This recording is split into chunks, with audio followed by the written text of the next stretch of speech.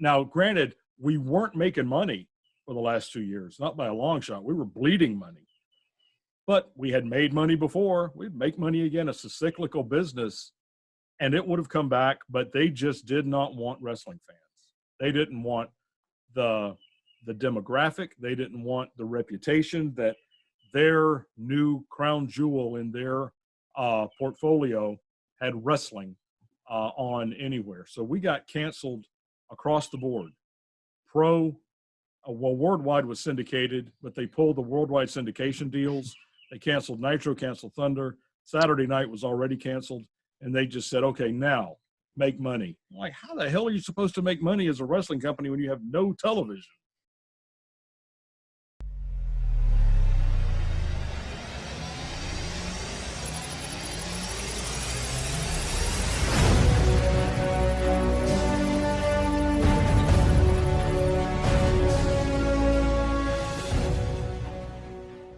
Ladies and gentlemen, welcome to the 55 Live podcast here in conjunction with the WZWA Network. I am one of your co-hosts here today, California in Fury, and I'd like to introduce at this time my co-host. He is Mr. 55 Live, Jack Wallace. Jack, how are you doing tonight, my friend? Yes, I'm excited to be here tonight on my own podcast. Your podcast. I'm absolutely excited to be here. And of course, we do have a special guest with us tonight. We certainly do. And this is coming off the heels of a great 2.5-hour conversation we had with Big Sal E. Graziano from ECW last night. Check that out on the WZWA Network.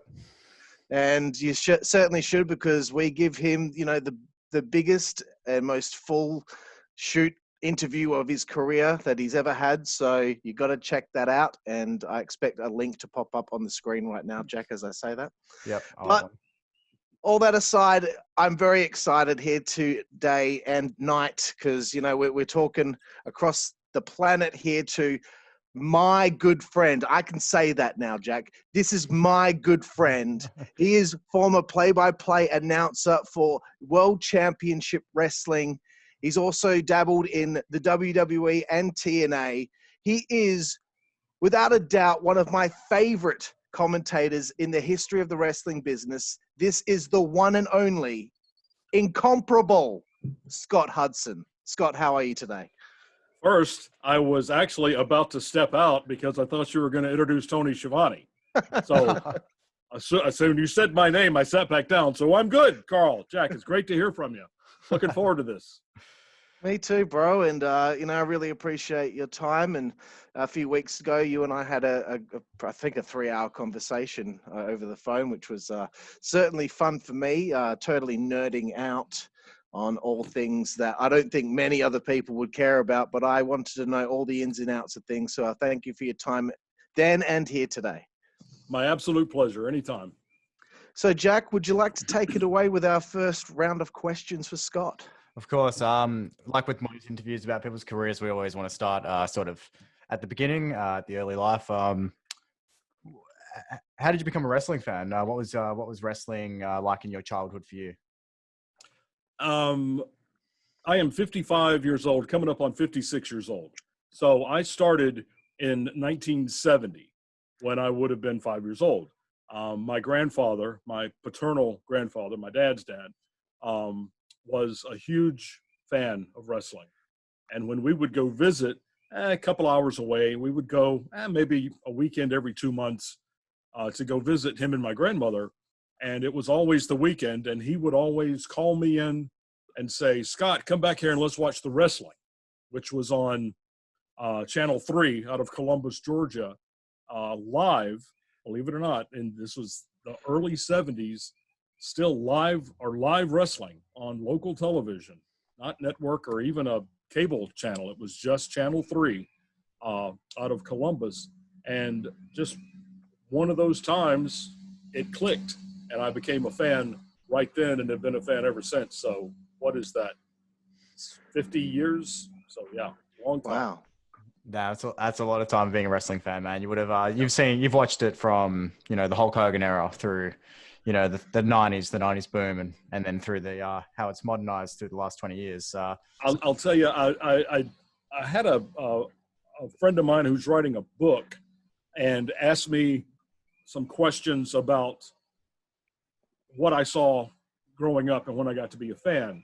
And so I had to go back and do the research since it was written questions.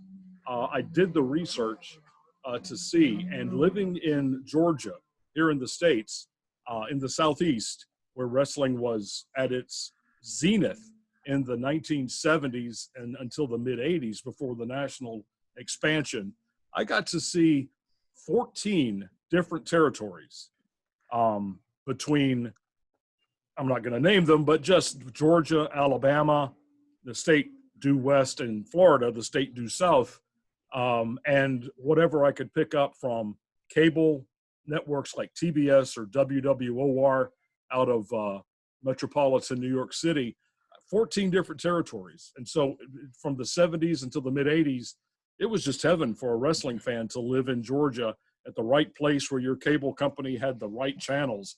You could watch wrestling nonstop every weekend. So that's what I did. Yeah, awesome, man. Like most people growing up, all we did was watch wrestling on the weekends. Right. So before wrestling, before you actually got involved in wrestling, you had was it a career in criminal justice? Still do. Still Awesome. do. Are you able to sort of tell us about your life in criminal justice, how it was prior to wrestling? Finished up undergraduate, graduate, and law school in the mid to late 80s and became involved in the criminal justice field. This would have been like 1985 before I had actually finished graduate and law school, but got it all done and have been working at that ever since. 35 years. It's going to come to an end, I think, in about a year and when is September? A year and 3 months from now, I'll be able to retire after 36 years of doing it. But I've been lucky enough to be employed by the state of Georgia and then by the United States courts, the federal government, the federal courts, for the last 27 of those years. It's just been incredible. I love it. Love making a difference, protecting the community, making sure that we are administering justice tempered with mercy in the court system as part of our mission. It's very fulfilling. And from that, I would go straight into the complete bullshit world of Vampiro setting Sting on fire and throwing him off of a 12-story scaffold. So you're working sort of in wrestling while also having a career in criminal justice simultaneously? I'm sorry? Were you working in criminal justice system as well as doing professional wrestling simultaneously at the same time? Oh, yes, absolutely. I've been doing criminal justice law work since '85.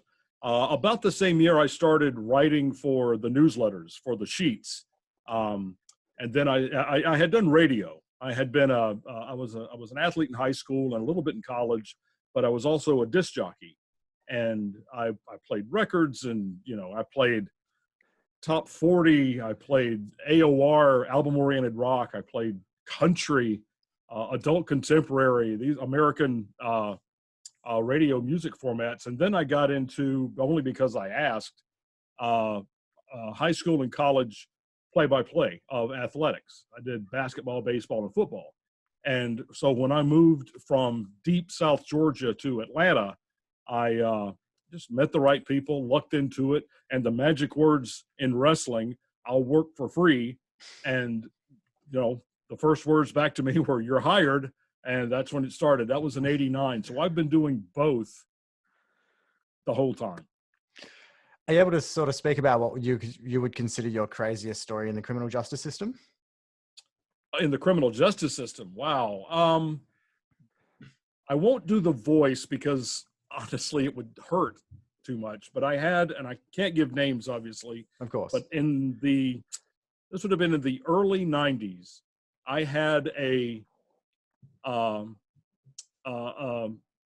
suspect, an individual who had entered a plea of guilty. This wasn't a question of was she guilty of the offense of which she was charged. She was working her way through the process, and I was interviewing her, and we were going through just basic personal information, and she indicated to me when we got to the health section that she had a touch of AIDS. which is, Yeah. AIDS, when you guys, maybe before you were born, the horrible scourge of the earth back in the day, Yeah. and pretty much an automatic death sentence, but you didn't have a touch of it. You had it or you didn't. It's like being a little bit pregnant, Yeah. that just doesn't happen. So she told me she had a touch of it. What she meant was she had been diagnosed with HIV, Yeah. the human immunodeficiency virus, which can lead to AIDS. Isn't AIDS and doesn't necessarily guarantee that you'll get it. But so that's what she interpreted when they said, you are HIV positive. She thought that meant she had a touch of AIDS.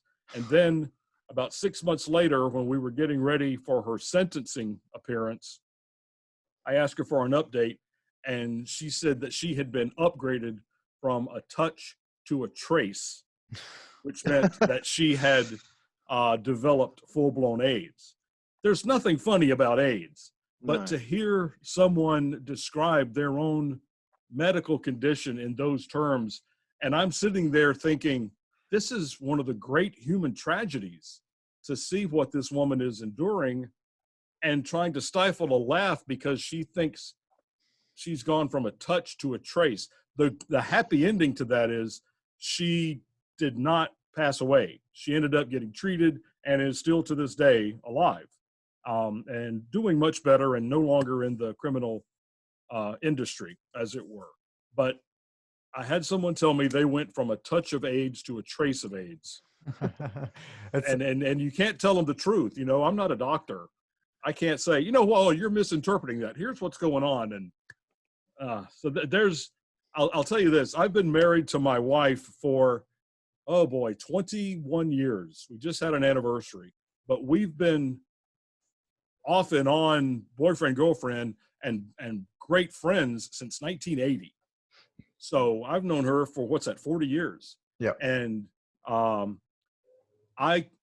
she's heard all of my crazy stories, including that one, and the 50 others. And she will, probably if she's listening somewhere out here around the lake, she'll probably say, I heard you talking about that case. Tell me the Uncle Bobby story. Tell me, because she just loves hearing those stories. It's one of the fringe benefits. You don't get rich being a public servant, but you do get great stories. That's great, man. I love that. Back to wrestling. How did you get involved with Global Championship Wrestling? I told them that I would work for free stuff. When I moved to Atlanta, met Stephen Prazak, who's my best friend still to this day. And we would both wrote for the sheets, and we would run around and catch indie shows and do reports for the newsletters. We went to a show of the Georgia All-Star Wrestling Group out in Carrollton, about an hour east of Atlanta.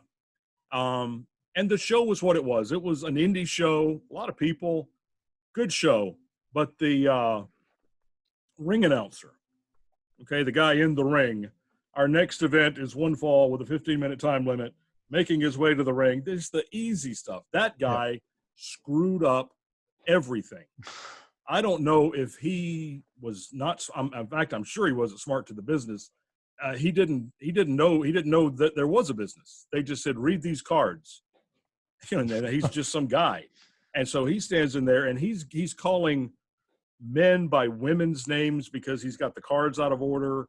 He's calling masked guys with a name like, here he is, Bill Smith, and here's a guy in a hood, and here he is, the Marauder, and it's a guy in trunks and no mask, that kind of stuff.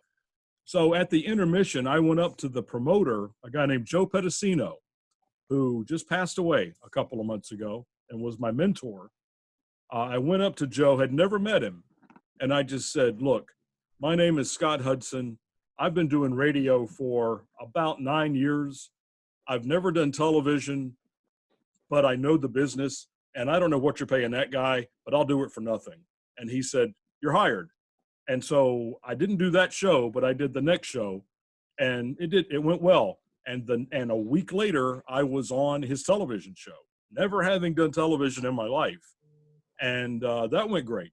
And Joe's the one that ended up putting me as play-by-play on the Georgia All-Star show less than a month later. That was his gig, and he didn't want to do it because he was busy running the company. So that was given to me. And then about a year later, he started Global Wrestling Federation on ESPN, and that was it. You know, I lasted out there for about a year and change before the money dried up and they couldn't fly anybody in. They had to use only Texas talent. Awesome, man. That's I actually didn't really know much about sort of Global Championship Wrestling or the fact that you even did any of that for free. That's a smart way of actually getting your foot in the door, man. Sort of just saying, hey, I'll do it for free. Were you offered like sort of a paid contract by them as soon as a week later, or did it take some time? Correct. When Global started, they paid. Not much. I mean, again, they were an upstart. I think they were paying like $500 a month. They would pay us to go out every weekend. I'll put it in these terms. I worked all week, Monday to Friday. I would take a couple of hours off on Friday, and I worked downtown Atlanta, so I would just drive down to the airport. And Atlanta Airport, I don't know if you guys I'm sure are familiar with Atlanta Airport. It's insane. It's the biggest and busiest in the whole world. Bigger than O'Hare and LAX, and it's bigger. It's the biggest one. So it's nuts with people. I would go down there, jump on a plane, get to Dallas, Texas about 5 o'clock, grab a rental car, drive down to the Sportatorium, the same place that Von Erichs and World Class operated out of. And we would tape television on Friday night, crash at the Roadway Inn on International Boulevard, and then tape television again on Saturday, and did that every weekend for a year. And for that, I made like $500 a month. First time I'd ever gotten paid doing wrestling. Wow. Carl? Unbelievable. Yeah, that's just, and I know it gets crazy for you, Scott, and I've got a line of questioning coming up later on, which I'm really excited to get into. What are your fondest memories of Global, and why did your run with Global come to an end? I'll answer that if you don't mind, Carl. The second question first. The money ran out. Right. And this is an interesting story. Joe Pedicino, the man I was talking about that was the founder and my mentor, hired me for the first time ever in the business. I don't know if you guys remember, I think it's still around a little bit, but back in the early 90s, there was what they called the Nigerian scam, where people would get letters. There was no email. There was no email back then. It was just letters, in the mail, in the post, that would say, my name is King Karlifornia, and I am king of Nigeria. And I have a ship that is stranded in the middle of the Atlantic that has, make up a number, $80 million in cash. And I want to be able to bring it in, but they say I have to prepay the taxes before I'll be able to let my ship make port. I don't have the money. Can you loan me, $3,000 to pay the taxes? Well, they would send this around, and some people would bite on this, right? And obviously there's no ship, there's no $80 million. He's not a king. You get the idea. Yeah. Joe didn't fall for that. He didn't send the guy any money, but he just said, well, I'll tell you what, I'm not going to send you the money, but if you'll use that money to help bankroll my wrestling company, I'll give you part ownership. Well, that wasn't a scam. Joe was serious. Yep. But the scammer bought it hook, line, and sinker, although Joe actually meant it. So the guy comes over, a guy named Olu Oliami. You can look him up, and God knows how to spell that. I don't know. But Olu Oliami was his name. I met him. Had a beautiful wife that he brought with him. And ends up, obviously, that he didn't have the money.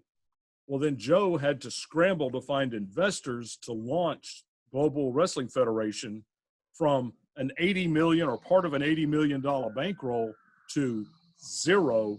What can I put together in the next 2 months? So he found some investors. I cannot remember their names. Danny, I can't remember Danny's name, but Danny something and his mother were the investors, and they bankrolled the company, and we got off and running. Renovated the Sportatorium in Dallas. Had clearance on ESPN every day at 4:00. We were on ESPN as a daily show. Wow. We also had syndication that blanketed the country. We had syndication that rivaled World Championship Wrestling and the World Wrestling Federation at the time. We were clearly in third place, but we were close to being in second place just based on syndication. But house shows, that never got off the ground. But that was how the Global Wrestling Federation started. When that money ended, it went from being we're flying in talent from all over the world to you've got to be within driving distance of Dallas. So that was like from 1 week to the next. And that was my last week there because obviously I'm not going to drive to Dallas from Atlanta. That's like 14 hours. As far as good memories, it was seeing the people that ended up being huge stars in the business in their earliest incarnations. Raven, Scotty Levy was there. Buff Bagwell was there. Sean Waltman, Six, X-Pac was there. Jerry Lynn, Cactus Jack, Steve Austin, Booker T, Stevie Ray. It's just off the top of my head. That's stacked. I'm sorry? That's like a stacked roster of people. Oh, yeah. That was the young guys. That was the guys that nobody knew. And we had other names like, Jimmy Cornette and Stan Lane were there. Terry Gordy was there. There's some other names that were there. Chris Adams was there. But those names, the first names I gave you were the ones that they were building up. These are the young guys. Wow. Let's see what we can do with them. That was an incredible time. And I knew what I was seeing. I'm not, stupid. I'm seeing like, my God, Jerry Lynn and Sean Waltman, who was he was the Lightning Kid. That was his name when he first broke in. But Jerry Lynn and the Lightning Kid were having the best matches in the country. And to see Cactus take those crazy bumps, like this guy, he's not going to be around but for like 3 years, but it's going to be a hell of a run. And then sure enough, he's still around here in 2020. But, you could see that Austin had it. You could see that Harlem Heat had it. All those guys, you could just see they were the real thing. Wow. I now that I'm thinking about it, I've totally underestimated Global. I mean, I just don't know much about it. I had no idea that there were so many stars in that company. Future stars.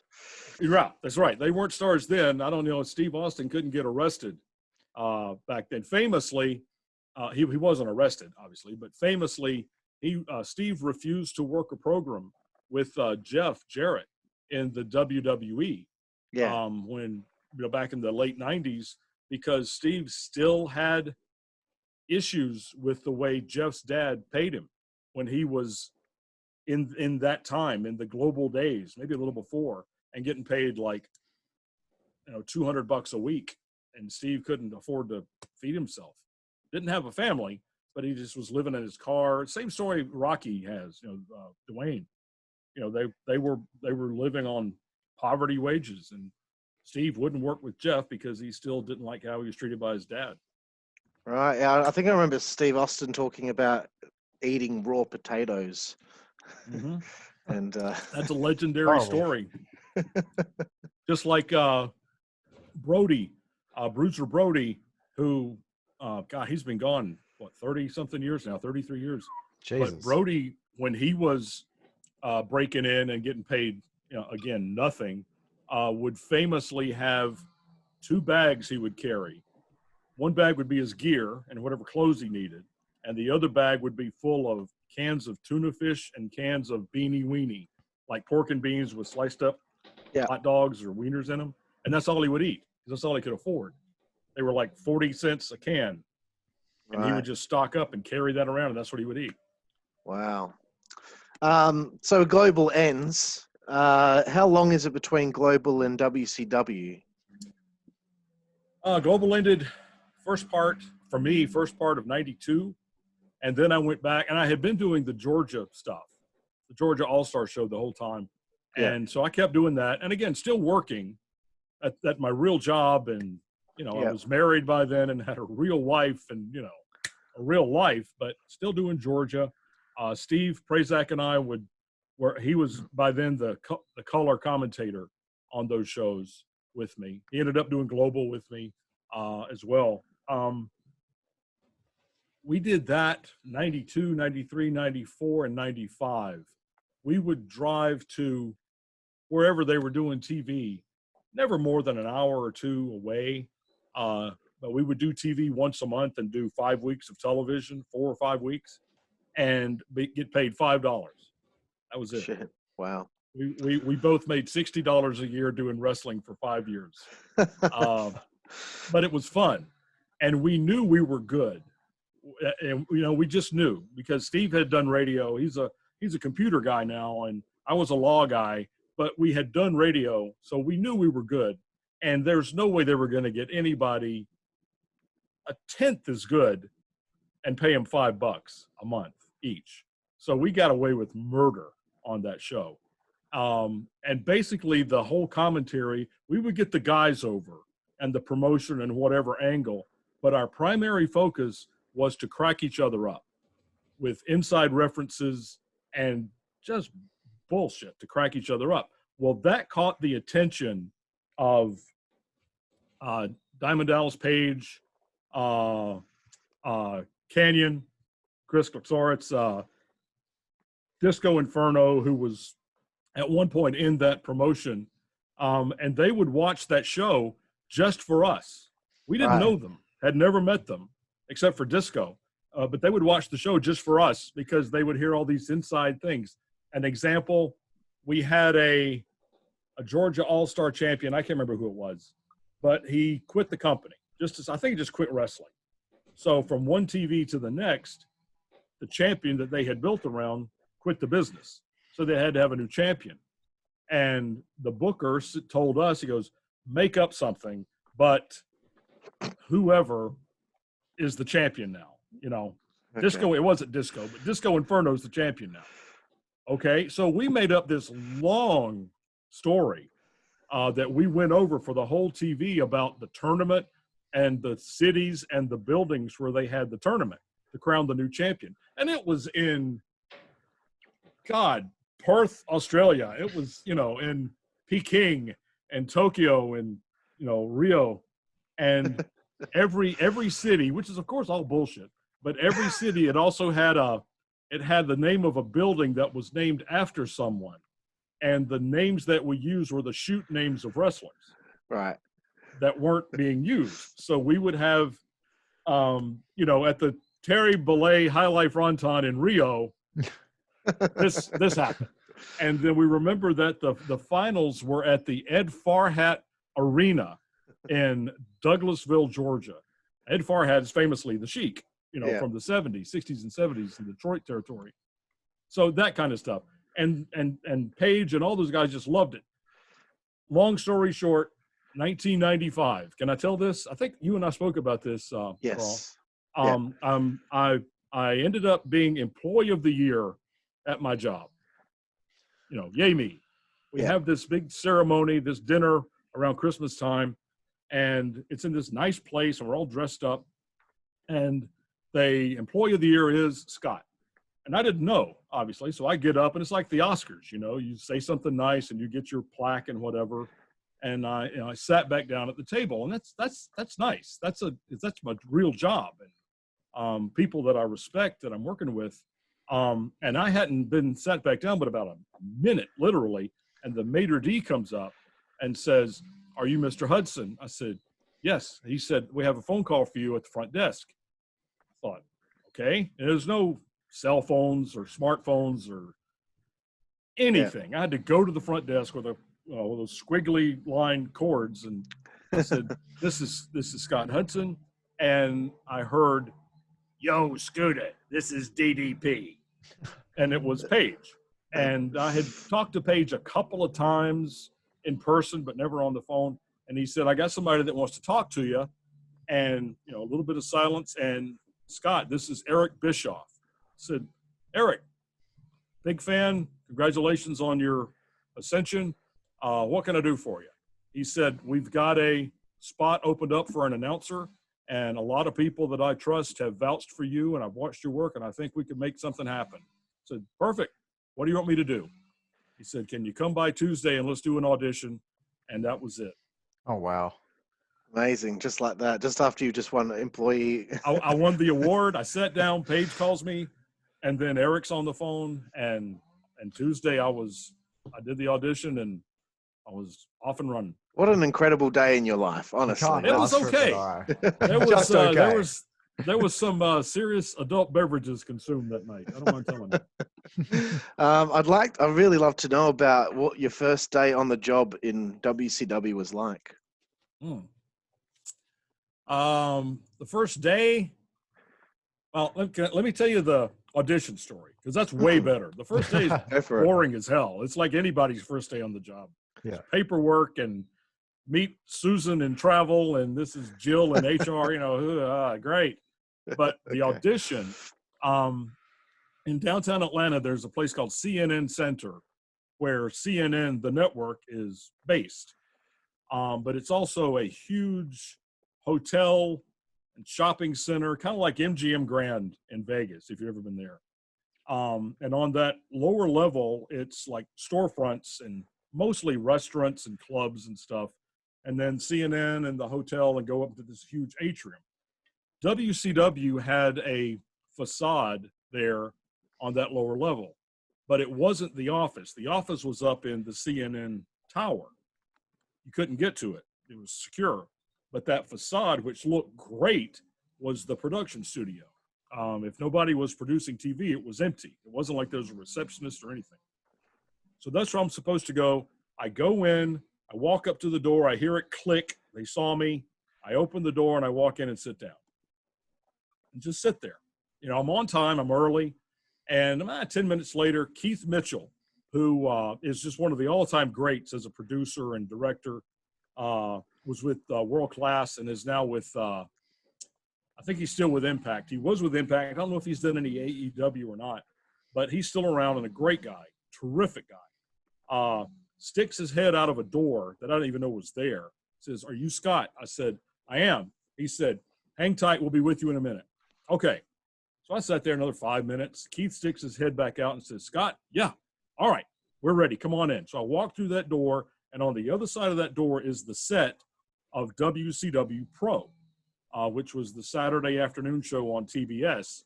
And there stands Bobby Heenan, that I've never met and I have idolized since I was a little kid, because he'd been around since the 60s as a wrestler and a manager and an announcer now.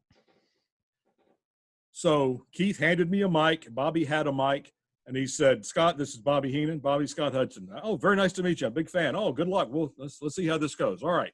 And Keith says, "Okay, you guys, this is the hard open to the show. You've got to make a hard 60-second time. Pump up the pay-per-view. I hope you know the card." Thank God I did. And then pitch to the ring. It doesn't matter what match you pitch to. And let's just see how you do. In 3. And that was it. That's all I had. And Bobby and I, from never meeting and after a 10-minute floor direction, nailed with a hard time, perfect, like we had been doing it for years.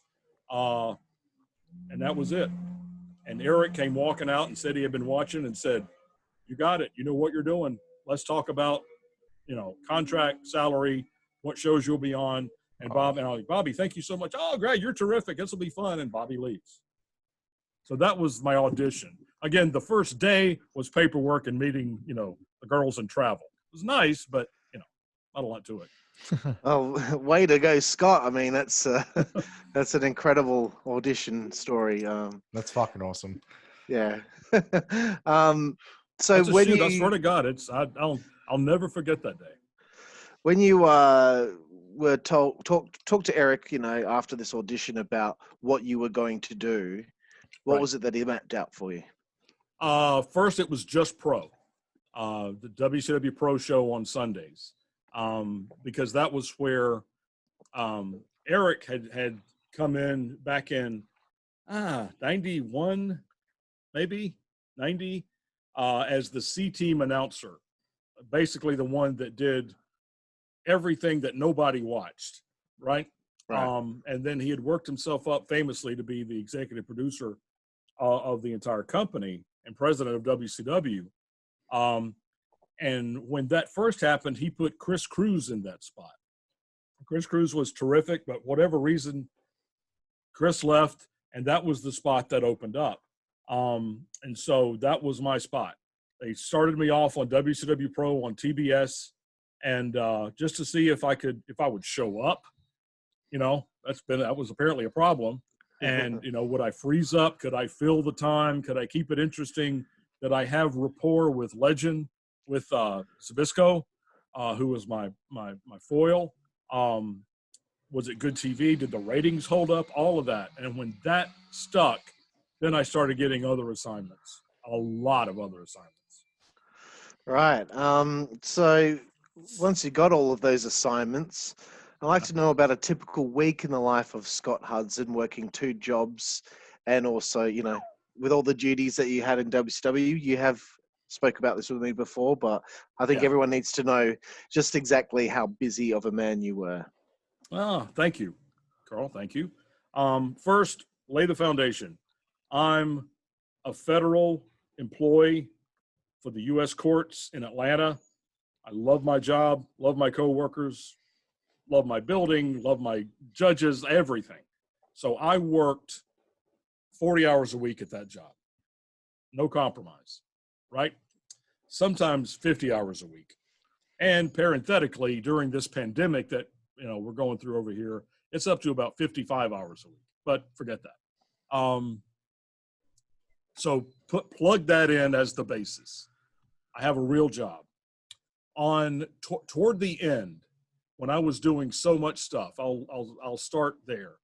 Sunday, I would get up, go catch a flight to, I don't know, make it up, Pittsburgh, Pennsylvania, and get to Pittsburgh before lunch, go to production meetings, do pre-tapes, talk to guys, go over angles, look at a format, get revised formats, and do a pay-per-view that night.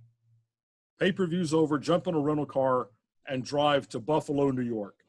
Get to Buffalo, maybe 1 o'clock in the morning, check into the hotel, grab a couple of hours sleep, be at the building at about 10 o'clock for production meetings, pre-tapes, format review, you know, talent meeting, all that, and do Nitro that night. Nitro's over, come back to the hotel room, grab some sleep, get up about 4 o'clock, get dressed for work, you know, in a suit. I mean, if I'm not at work, I look like this, but I'm having to put on a suit in a hotel room to get on an airplane, fly back, land about 8 o'clock, go straight to my office and work all day. Okay? Work all day. I had taken Monday off on those pay-per-view days. Work all day Tuesday. Wednesday, work all day. Wednesday afternoon, after work, go over to the TBS building over near Georgia Tech in Midtown Atlanta, and we would record the on-cameras and the voiceovers for International Nitro, which was Nitro that aired probably where you guys are, Nitro that aired everywhere except the United States, and then record the voiceovers for International Thunder that aired everywhere except the United States, and then do the in-studio stuff for WCW Worldwide, which ended up being the final show that WCW ever aired with Mike Tenay and I. And then that's it. Thursday, work all day. Nothing to do. Friday, work all day. Go over to the WCW offices, which by this point were over in Vinings near my house, and do WCW Saturday Night, which was the 2-hour show on TBS.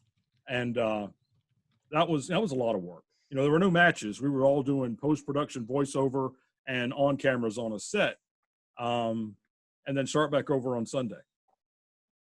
Also writing, I'm writing like I had a column every week on the website. I had a day every week on the 900 number. I don't know if you guys are old enough to remember that, but Yeah. I can't tell you now, but call me on the 900 number, that stuff. Yeah. And got something for the website, the magazine, the 900 number. So that was a week. The only change is if there was no pay-per-view. Right. That's crazy. I was legit wanting to ask if you were like working that job and then doing Nitro, then going back to work.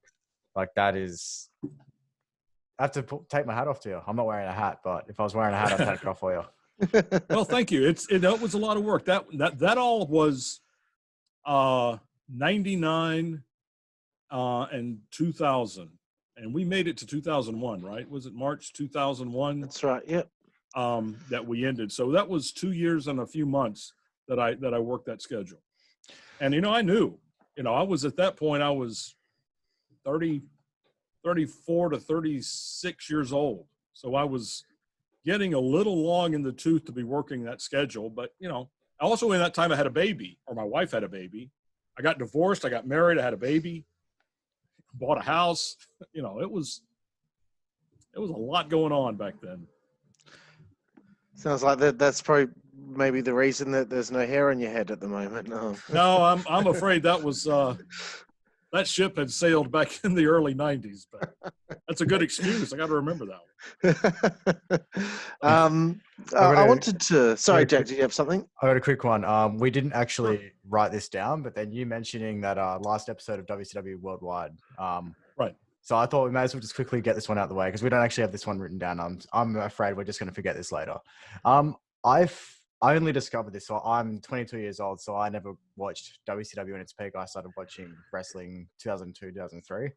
So I only discovered maybe a year ago that there was actually the WCW Worldwide episode after Nitro had already been done. How was that experience, and how was trying to do that show for you? Because obviously, you already know the fate of the company. So how was sort of doing that show for you? And was there any difficulties in trying to really put it together in the first place? Well, no is the short answer to that question, because we were professionals at what we did. Yeah, we knew it was a television show. And in all honesty, when we recorded that show, it was about 10 or 15 days before it aired. We were that far behind.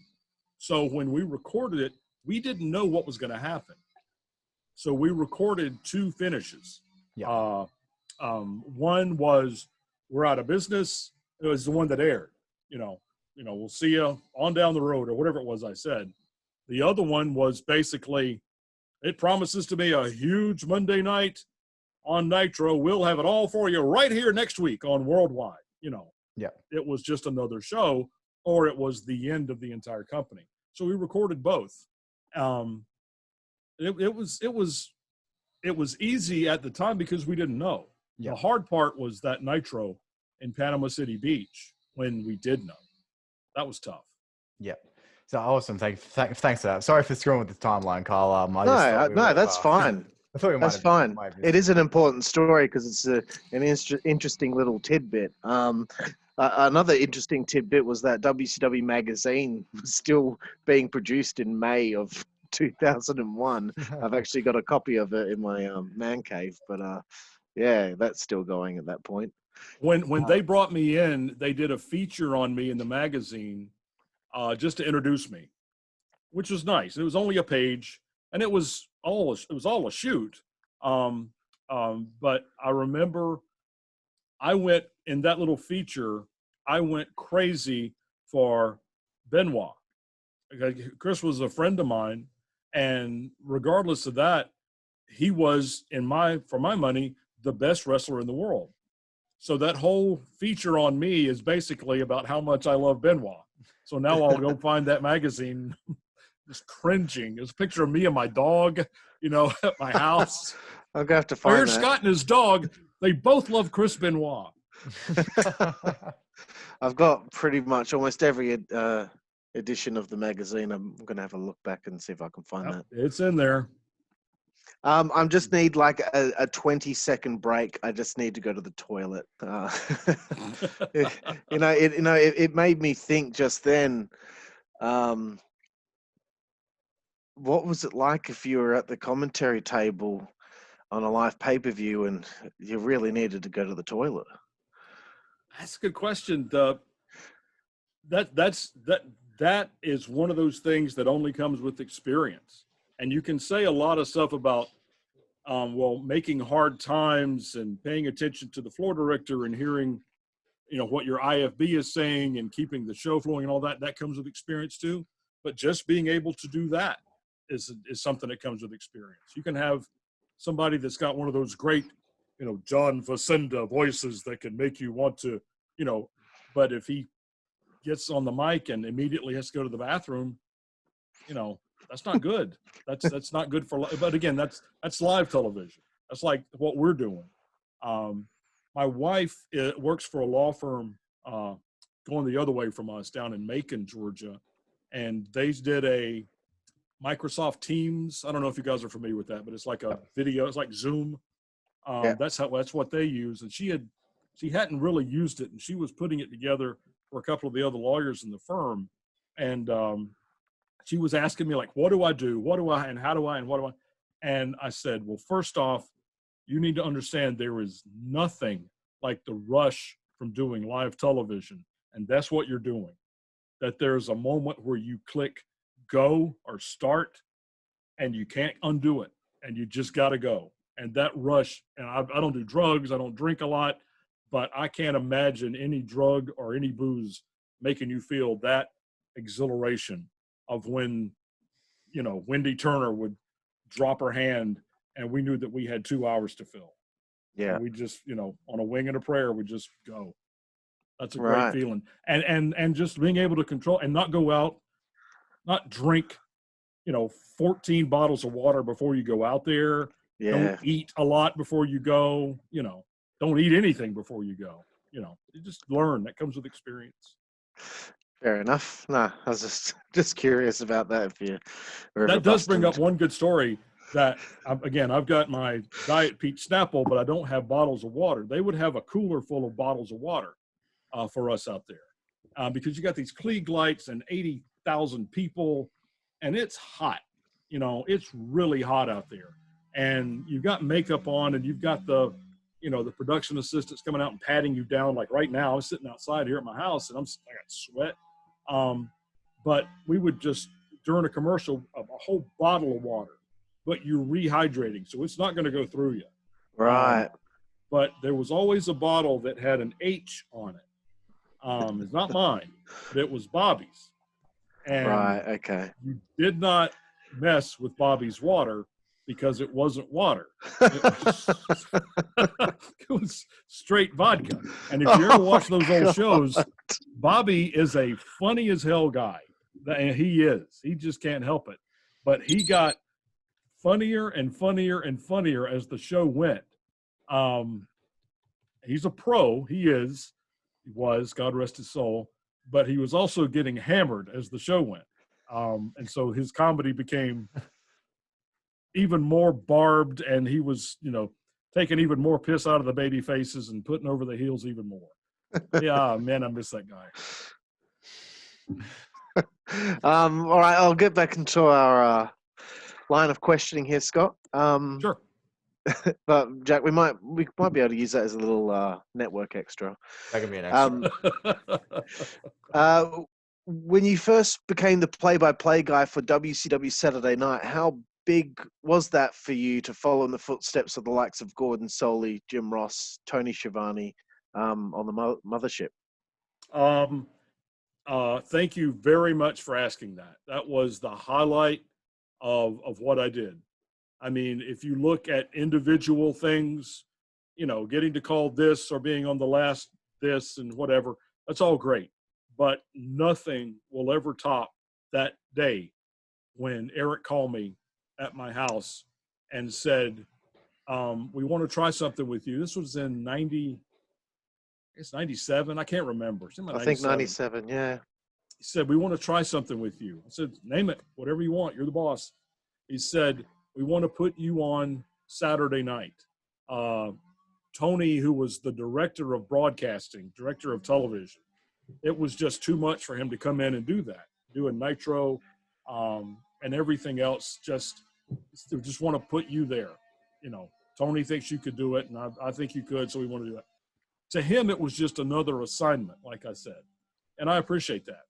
But to me, as someone who grew up in Georgia, and I watched Georgia Championship Wrestling on then WTCG, which was just a local channel in Atlanta, Channel 17. Didn't go outside of Atlanta, really. It went a long way, but it wasn't Superstation.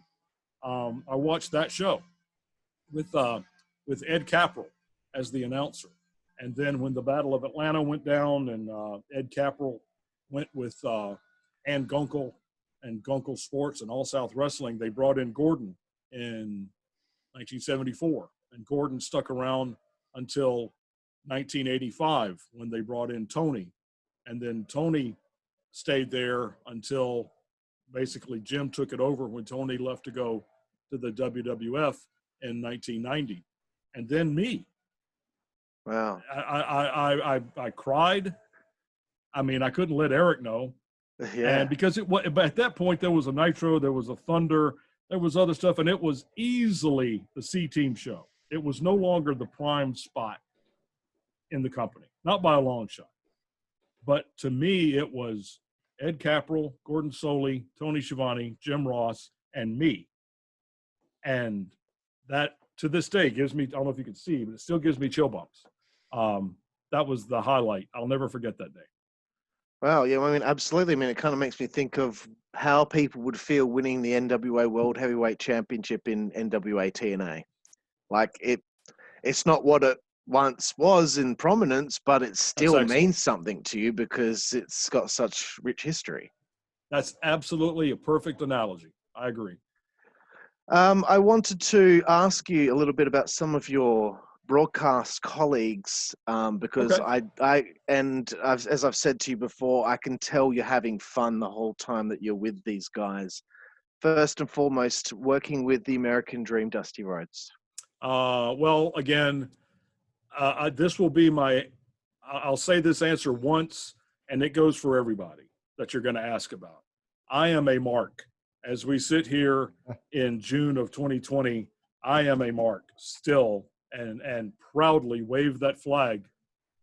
So I grew up watching, by the time I was 10 years old, Dusty did his babyface turn in Florida with Pac Song and Gary Hart. And when Dusty went from being the heel as a Texas Outlaw with Dick Murdoch to being the babyface, son of a plumber, American Dream Dusty Rhodes at that turn in Florida, I was just a up to here fan of Dusty Rhodes. Paid to see him more than probably any wrestler ever. And so when I got to meet him was just a thrill, you know, and I got to call him a coworker. And he's so smart, and the lisp is fake. You know, if you've ever heard, yeah, the lisp is fake. He's a very smart, well-spoken man, and a good dad too, or whatever that's worth. I know his kids even. But getting to work with him was is like sitting under the learning tree, as Ernie Ladd used to say to the guys that were trying to book when he was in Mid-South. You know, come sit under the learning tree. Come sit under the learning tree. It was the same thing with Dream. Not because he was a great announcer. He wasn't. Remember what I told you about? It comes with experience and learning how to be and how to hit your marks and all that. For all that goes out the window with Dream. And one of the things he used to do was, imagine the three of us sitting here, okay? If we were all sitting in a post-production room, we'd be looking through the glass at a producer, at Woody Kearse or at Brad Barnett or whoever that would be producing us as we're watching the monitors of the matches and trying to tell the story. That's how it went. When I would do that with everybody else, work like a charm. I'd do that with Dream. I'm trying to, keep the story going, tell the story of the match, sell the pay-per-view, sell Skittles or whatever the hell we're supposed to be selling. And Dream is over here listening to what Woody is saying through the IFB, but only to Dream. You know, Dusty, when Scott finishes talking about the pay-per-view, bring up the this, that, and the other thing. Well, then Dusty wouldn't hear when Scott finishes speaking, and he would also assume that everybody could hear what Woody was saying to him over the air. And so I'm going on a taste the rainbow of fruit flavors, Dream. I got to get me a big bowl. Like, yeah. He's right. Look at this. And he'd just start talking about whatever Woody was asking him about, cutting me off, which was just heaven on earth. But it made him him. And to hear him struggle with some of the luchadors' names or some of the folks from New Japan when they would come over, just put them in a meat grinder, you know, as far as pronouncing their name. He had a hard time with some American names, much less trying to get, oh my God, Chigusa Nagaya or Manami Toyota or Psychosis or Juventud Guerrera. You know, it's just laying right in the ground. We'll clean that up in post, Dream. Don't worry about it. You can watch the shows that he and I did. Probably at least once a show, I'll say that on the show. Don't worry, Dream. We'll clean that up in post. I also wanted to know if, you know, of any of your fondest memories of working with the living legend, Larry Zbyszko. Oh, wow. Legend is still to this day a great friend. Obviously, you know, we've lost so many, lost Dream 5 years ago this past week, actually. Yep. But Legend is still a great friend. Very, very smart, well-read, ethereal guy. But the thing about Larry is that on the show, he kind of came across as a curmudgeon, as like this, not bitter, is certainly entertaining and a professional, but he was, you know, if he was a heel, if he was a tweener, if he was a babyface, he still came across as that character, right? But he wasn't that at all. He was, and I can say this without equivocation, the funniest guy in WCW, with the possible exception of Dean Malenko, who was similarly cut from the same cloth. They're just so serious, but turn the red light off and they will crack you up. And Legend is that. Legend had this habit of, I think we talked about this, Carl, a couple of weeks ago. Legend loved scratch-off lottery games. Yeah. Do you know what that is? Yeah, well, scratchies. in Georgia, you can buy them at the convenience store, and they've got like, you know, this rack of like 200 different kinds, and they're, you know, one's got, you know, football teams on it, and one's got this. And it's all gimmicked. So Legend loved the game that was called Jumbo Bucks. That was it. Again, just one of 200 up there. He would come in and have like a handful of Jumbo Buck scratch-offs. And the whole time we're doing the show, if I'm talking, he's over here scratching off Jumbo Bucks, right? And more than once, we had to stop taping because I'm, you know, shoots him in, double down, step over. Look at that arm drag. Almost took his arm off on the UC. Hey, look at that. And he had like hit $500 on a scratch off. And the director's like, cut. All right, let's pick this up from, and like, damn it, Legend, we're in the middle of a show, and you know, but look at this, look.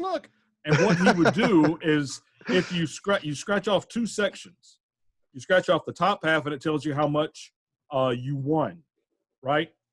Or no, you scratch off the top half, and it tells you if you won, and then the bottom half tells you how much you won. He would scratch off only the top half, and then lay it down. And what he would say is, I'm going to let that grow. Just going to let that grow for a while. Like it's going to be different, you know, in an hour, a different amount underneath that scratch-off stuff. So, but that was Legend. He was incredible to work with. Total pro, great stories. Said that he still has, I think, the $55,000 payoff that he got for the Bruno match in Shea Stadium in 1980. That he, you know, saved every penny of it. Still, at the time, this is 20 years ago, still hadn't spent it. Still in a bank account. Wow. I also wanted to know quickly before I throw back to Jack with his next line of questioning. Do you ever get to play golf with Larry? No. I wish. When we were doing stuff, we would when we were doing stuff on the road, when I was on the road, Larry wasn't there. All the time I got to work with Larry was in Atlanta. And that was always, God, 5 hours at the time. And there was no, we just spent 5 hours in the studio. Let's go play 18 holes. That was not happening. Not for me or him. Well, I'm guessing when you two weren't together, Larry was playing golf. Oh, gosh. Yeah. He wouldn't shut up about golf. Yeah, that was his thing. That, I don't know. Between scratch-offs and golf, that's about it with him. I think he'd probably be a pretty big fan of Barry Darsow then. When Barry was doing that gimmick, that hole-in-one Darsow, for a while there, they called him Stuart Payne. Yeah. There was a PGA golfer named Payne Stewart, who unfortunately passed away tragically. That's and I right, think yeah. that may have been about the same time. So they didn't call him Stuart Payne anymore. They just called him Hole-in-One Barry Darsow. But he came out and, had the knickers on, and looked just like Payne Stewart. So he did a match on Saturday night once where he was wrestling Lodi, Brad Kane from Raven's Flock. Yeah. And Lodi comes in, just starts getting in Darsow's face. And I don't know if this was a planned spot or not, but Darsow was just staring at him and took the golf ball and bounced it off his forehead. And it went about 6 rows deep in the crowd. And it was funny, but because it was golf, Larry popped, like you laugh sometimes so hard that you can't catch your breath and you can't talk. And we're at this point probably 4 minutes into the match, and I'm, are you going to be all right? And he's still over there just like literally his tears running down his face because of the way the ball popped off of his forehead and went out in the crowd. Take it away, Jack. Obviously the still laughing, still going. Yeah, almost spat my beer out. That would have been good. Obviously, the New World Order was arguably the biggest stable. In my opinion, it was the biggest stable to ever exist in professional wrestling, and still to this day, nothing has beat it. What was your opinion on the run that the New World Order had, and how it fizzled out in the end? How it fizzled out in 1999 and didn't get. Let me restart that question. What was your opinion on the run NWO had, and how it fizzled out in 1999 and didn't really get a solid conclusion? That was Eric's baby. I know that I said this to Carl when we spoke before, but I love Eric. I would follow him into battle. I think he's just such a creative and organizational genius about this sport.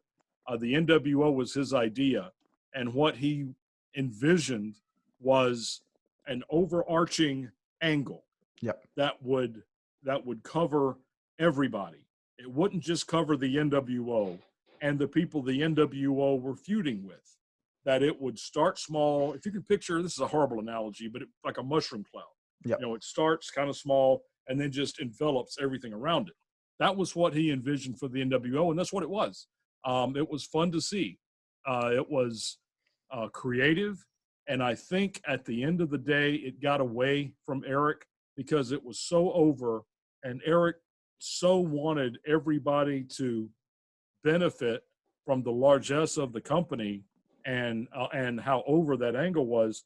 It grew to where it was so big they split it into 2 factions, the red and the black, the red and the black and the black and the white. Yep. And then we had Eddie with the LWO guys.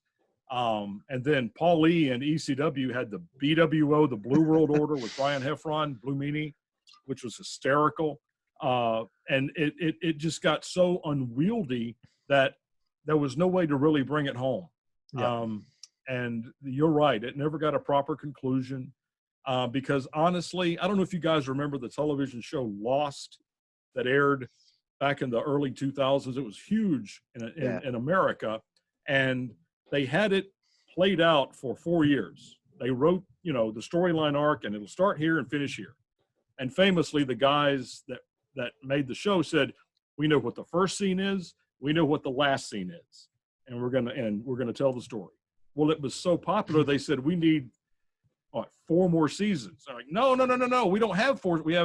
We only have, so it ended up becoming rather convoluted, which is an understatement.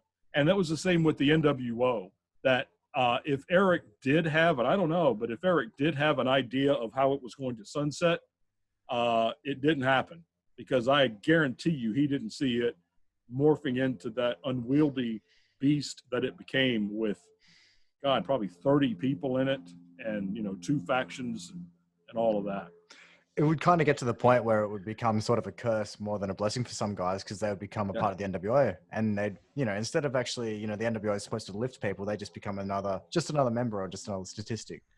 And Right. I feel like that's kind of a shame. And then anytime they tried to reincarnate it, especially with, the NWO 2000, it would never be the same again.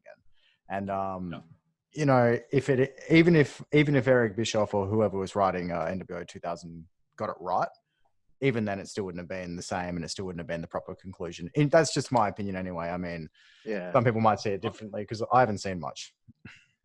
No, I think you're right. You're exactly right. And Eric would tell you the same thing, that it just got away from him.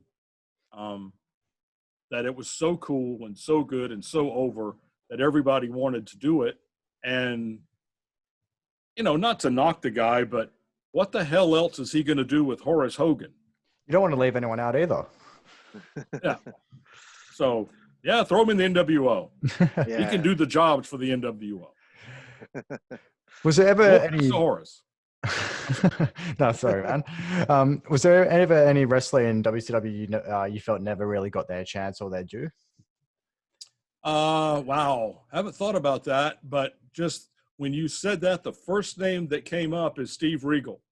Went to be William Regal in the WWF. I think that guy is just incredible in the ring and on the mic, and as a talent and as a human being.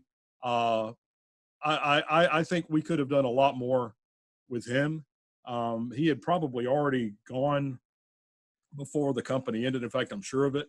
But you look at it's not fair to look at what Vince did with some of the talent. You can't look at Undertaker and say, well, WCW screwed that up. They did, but they would have never put that gimmick on him. Same with Stone Cold Steve Austin. They damn near screwed him up. Remember, he was the ringmaster with DiBiase, and then he was going to be Chili McFreeze, which makes no sense. And then he wouldn't do it and said he wanted to be Steve Austin, be Stone Cold Steve Austin. So those guys, WCW missed the boat on, but they were never going to be pushed to the level that they made it in the WWE. But I think people like Regal is the first one that jumps out at me. Everybody else, I think they got the opportunity and got pushed to the level of their drawing ability and their ability in the ring. I could watch Psychosis and Ray Jr., go for 30 minutes a night, 365 nights a year. But not a lot of people are going to want to see that. Not enough to fill buildings or to get ratings. So no offense to those guys. They're incredible. But I think everybody was slotted pretty much right, but Regal is the first one. If I put some more thought into it, I could probably come up with some more, but he's the one that jumps out. Yeah. Awesome, man. That's great. I would say it's a pretty good one. I always sort of looked back on William Regal, and I know him from WWE, and I was surprised to even see that he was in WCW at one point. Again, that's just my age showing. Going back to sort of Bobby Heenan, do you have any more funny Bobby Heenan stories? I'm sure you've got absolute stack loads of them, but any ones that really stick out? Bobby was never, the red light was never off with Bobby. I mean, if we're sitting around, like if we're sitting out here on my porch at the lake, the red light's off and we can hang out. Yeah. But if it wasn't just in a completely taciturn, docile environment like this, the red light was on. And Bobby was always on stage. Famously, and he did this more than once, WCW always put us up in nice places, nice hotels, on the road. And for those of us that they took care of our travel. For the wrestlers, they were on their own, and so they're staying at, to bring it back full circle, the Roadway Inn on International Boulevard in South Dallas. But Bobby, as part of the announce crew, stayed wherever the, Jill over in travel put everybody up. And there were nice places. But Bobby, when we would walk into the lobby of the hotel, it's nice. It's not like a Hampton Inn or a Holiday Inn Express where the lobby is about the size of a convenience store, and that's it. These are lobbies that are ornate and 2 stories with sweeping staircases and all that. We would walk in at about 11:30 at night because the show's over and nobody's hanging around the bar except us that are coming back in. Bobby would walk in, and if there happened to be the cleaning person with a buffer, you know, like a vacuum cleaner, except it's got that gimmick, it spins around, that Floor buffer. shines up that shines up the floor and all that. Bobby, and it's plugged in way ass over there beside the concierge desk, and this guy's buffering the floor over there. Bobby would give us the Iggy, and to let us know to watch, he'd go up and wrap his foot in the cord and take the bump and then come up fighting the cord, right? And pull the buffer out of the guy's hand because he's got headphones on, not paying attention. The buffer comes flying out of his hands. Bobby's on the floor, rolling around with the cord. The buffer's going in 10 different directions. Old women are jumping out of the way. It's knocking over chairs. And then he'd finally, win the fight with the cord and stand up. And by this time he's unplugged it somehow. And, just dust himself off and pull the cord off his foot and, look down and, you son of a bitch, and walk up and I'm Bobby Heenan checking in. There's, again, that happened over and over again, and multiply that times 20 different cleaning devices in 100 hotels. Just let your imagination run wild. That's how he was. He was outstanding. I didn't know it happened more than once. Oh, yeah. Yeah. Oh, there's other stories about like Heenan chowder. I won't discuss that with you, but just that was disgusting. But can only imagine, right? Were there like ever many times, so obviously working with Heenan would have been hilarious. So like almost every day. Would there be ever more than one time you had to do a take with, would you ever have to do more than one take with Bobby when you'd be recording segments? Or was it always just first go perfect every time, even when he was getting up to his usual shenanigans? Well, Bobby didn't do shenanigans when we were doing studio stuff. Good point. Honestly, that was only the Dream that would pull that, and Legend if he had the scratch off. Yeah. But no, Bobby was a total pro. I mean, again, he knew when the red light was on that we were working and we were getting paid good money, and that was work. Now, it was also a work that he was fighting the buffer in the hotel lobby, but it was a different kind of work, Yeah. Carl? Righto. Scott, I wanted to ask you, it's a pretty broad question, but what are your fondest memories of doing WCW Saturday Night and WCW Worldwide? Wow. Again, Saturday night, it was just doing it. It was never work for me. Never. I'm still a mark. Just showing up was just heaven on earth to me. I'd do it again tomorrow. If Eric called and said, we're going to get the band back together, can you be at the studio at 4:00? I'd absolutely. I'll find my suit. Absolutely do that. So just doing it was my fondest memory. When you're doing only studio wraparounds and voiceovers in the studio, there's not an awful lot of memorable stuff that happens. It's like this. What we're talking about is great, but it's not like the fact that I'm sitting on my porch and you guys are in your house. It's like, well, I'm on my porch. I'm on my porch every day. You're in your house every day. It's not that memorable, but it's what you're talking about and what you're seeing and doing it. That's the fun part. Yeah. I wanted to ask I will say this, if I could, Carl. Yeah. If you can find the Christmas episode of WCW Worldwide, where the Natural Born Thrillers come in and hijack the show. I'm sure that's on you. I think it's on YouTube. But WCW Worldwide Christmas episode. I'll leave it at that. It is. I watched it around Christmas, actually. Somebody sent me a link to it, and I kept a straight face, and I don't know how.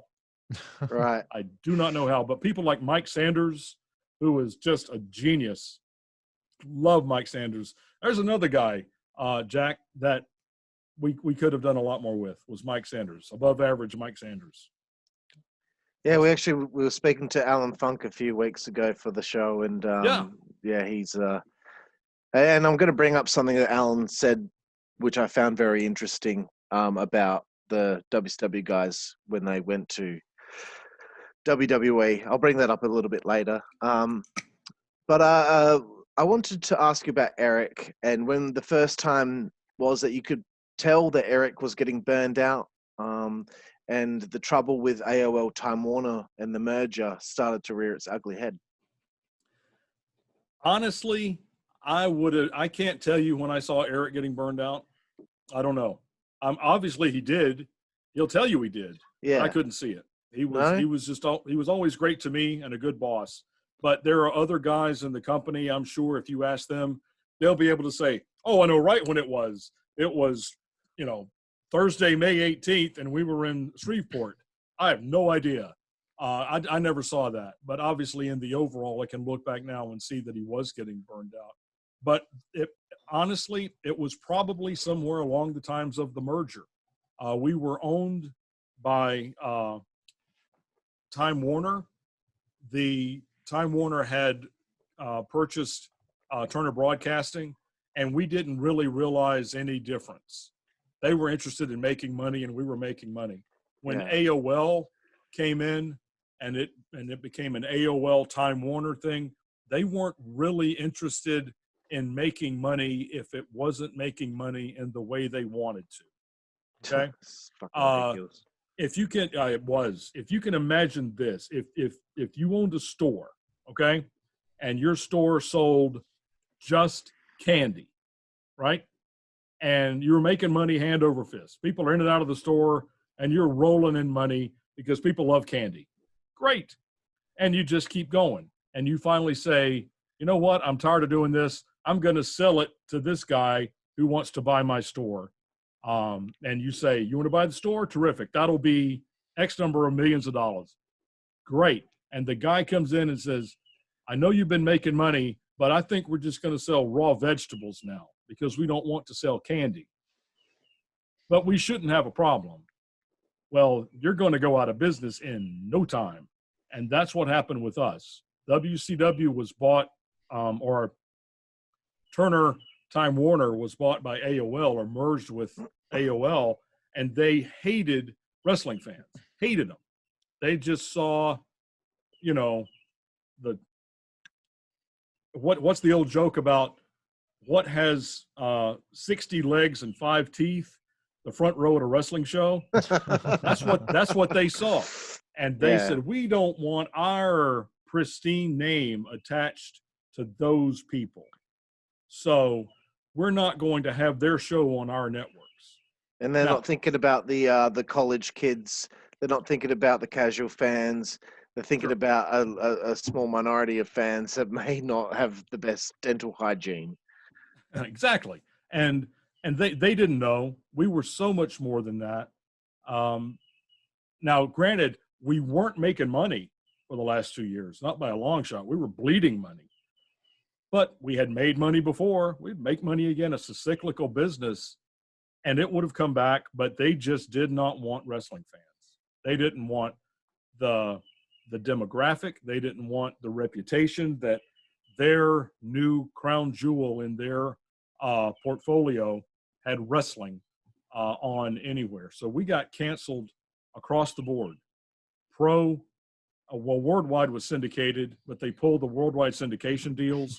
They canceled Nitro, canceled Thunder. Saturday Night was already canceled, and they just said, okay, now make money. I'm like, how the hell are you supposed to make money as a wrestling company when you have no television, except in, no offense, Australia? Nobody's going to see that in, Dallas, Texas. It's so true, though. So true. And so then we went from, again, losing money, but still being a multi-million dollar operation to being basically worthless. And Vince saw that, and Vince is a genius. I'm not going to knock him. He saw that and said, well, how about I just buy what's left that was 2 months ago worth $60 million and is now worth $4 million, 4 or 5, depending on who you ask. And that's what he paid. Ridiculous. I wanted to ask you about, I guess it's October 1999. How did you feel when you found out Eric was now gone and Vince Russo and Ed Ferrara were coming in from the WWF? I didn't know Vince, didn't know Ed, knew who they were, but, it's another boss. Ended up, getting along with those guys great too. I know that Vince and Eric don't necessarily see eye to eye, and that's probably an understatement, but I love those guys. To this day, I still talk to both of them. As recently as, not this month, but last month. I still do. I just think the world of them, but they don't care for each other. But I got along great with Vince, still do. A smart guy. I think Vince's problem was that he inherited something of a mess when he got there, and Vince is a creative genius. Vince Russo is a creative genius, but not necessarily somebody that has the skill at herding cats like it would take to whip WCW back into shape, Right. from where it was in '99. I think for Vince Russo, when he was in the WWF, he had people that could do that part for him. Correct. So he could focus on the writing of the show, and that's just all he was supposed to do, and that's what he was good at. He wasn't good at, as you said, herding the cats. He needed that support system like he had with Jim Ross and Bruce Pritchard, with obviously Vince McMahon telling Bruce to not mess That's with correct. Vince. But in WCW, those people that were in those positions working against Vince Russo behind his back and with Bill Bush and all that, and it's just it was a recipe for disaster. It was the culture in WCW that you mentioned Jim and Bruce in the WWF, and Vince McMahon obviously was the boss. If Vince, Russo, and Bruce and Jim had three different ideas, and it went to Vince, he might just say, you know what, screw all three of you guys, we're going to do this, which is my idea. But there was a boss there. WCW didn't have that. And so everybody was always angling to try to get to the next level. And at some point, Vince Russo was at the level they wanted to get to. They weren't necessarily trying to undercut Vince because they didn't like him. They were trying to just get to Vince's spot. And that was the culture that WCW had. It was sad because it was still such a fun place to work. That's why I get mad when people, believe Vince Russo is the reason that it died. It was already dead. It just hadn't flatlined yet. And it was salvageable. We could have done something, but when they canceled television, when Jamie Kellner and Brad Siegel came in and destroyed the television component of the company. And the sad thing is they were gone in 6 months. They came in, destroyed WCW and were gone. We'll get to our fuck yous to Jamie Kellner soon. Awesome. I wanted to know, 3 months, Vince and Ed had control of WCW television and could do what they wanted. And then, Vince was asked to be a part of a committee. Do you feel that's an unfair amount of time to give somebody to turn something around when what they want to do is build a new foundation with the younger guys, take the older guys off TV and build a foundation? Do you feel that's just a little bit unfair amount of time for two guys to turn something around when I think they said from the outset it takes time to build this? Absolutely. And no, it wasn't not enough time. But you guys are historians. You can go back and look, and WCW notoriously, from its incarnation back in 1987, 88, when Turner bought out Jim Crockett Promotions, and it became corporately World Championship Wrestling. That was just the name of the television show. Then it became WCW. They were going through bookers like that. Yeah, over and over and over from again. from George Scott to Ole Anderson to Bill Watts to Ric Flair to Kevin Sullivan to Jim Cornette to Jim Ross. And then when Eric came in, Eric was not the boss, but he was the booker. He was the one. He had guys that would help him flesh out storylines like Kevin and Terry Taylor, but Eric was the guy. And then when that fell apart, it again became back to just who's in charge this week? Kevin Nash, another guy that I just adore. And believe it or not, I respect him as a booker. He wasn't really that awful, not by a long shot. I but don't think he was bad either. I thought he was great as well. But again, didn't get enough time. And then Vince and Ed come in. They're not given enough time because it's what have you done for me lately? And lately is in like last week's numbers. Hire a booker on Monday, hire a booker on Wednesday. You've got Nitro on Monday. Nitro's numbers aren't through the roof. You're fired on Tuesday. Well, that's no way to do business. I mean, it's like hiring an American football coach. If you hire him before the season starts and then fire him halfway through the season because he's not undefeated and the odds-on favorite to make it to the Super Bowl, well, that's insane. But that's what WCW was doing and had been doing since the very beginning. The exception being when Eric was in charge. Yeah, and I'm happy to hear your thoughts on Vince because there are a lot of people that still just drag his name through the mud for years and years, and it's like the ratings went up in those 3 months. They went up. They did. And honestly, go back and look at what everybody says was the nadir of WCW, which would have been mid-2000 until the very end. And look at the ratings. They're higher than Raw's ratings now. Exactly. And I think I told you this when we talked last. In 2001, the ratings average for Nitro and Thunder were doing higher than what Raw and SmackDown were doing a couple of years ago. And that's True. Thunder against SmackDown. And Thunder, which people always said was a shit show or whatever, which I don't agree with, No. that was doing higher ratings and a higher ratings average than what SmackDown was years later. True. And another one that I know you and I spoke about, when we were hot and heavy, when the Monday Night Wars were going nuts, there was probably 9 million people watching wrestling on Monday night. Yeah. Sometimes we had 5 million, sometimes they had 4, sometimes they had 6 and we had 3. When we were on our 83-week streak, we had 6.5 and they had 3.5, whatever. There was 9 million people watching wrestling on Monday night. And now when they bought us out, when we went under, and we're now, 19 years out, I mean, those 9 million people didn't die. Maybe some of them did. Say it's just hell and 1 million of them died. There still should be 8 million people out there willing to watch wrestling on Monday night.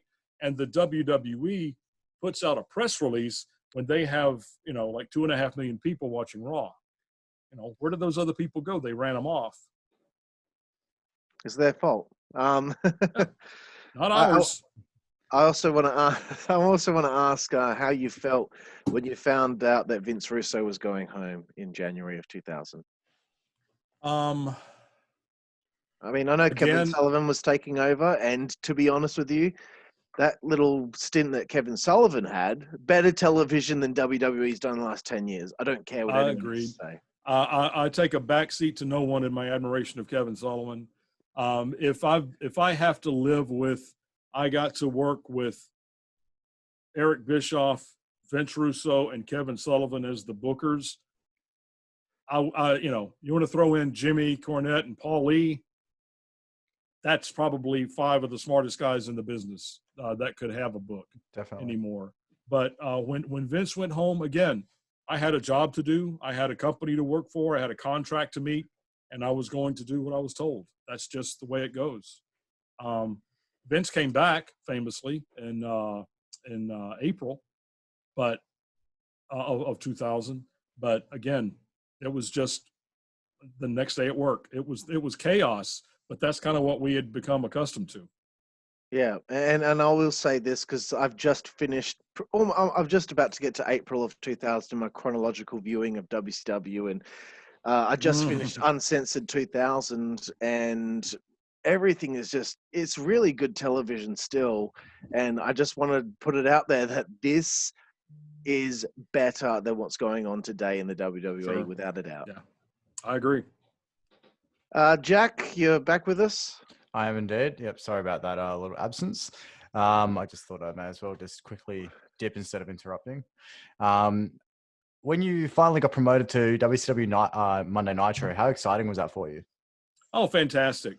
I had been doing what WCW called the Backstage Blast for a year, maybe 8 months before that. So I'd been on the road to Nitro and doing Nitro play-by-play with Chad Damiani and Jimmy Barron.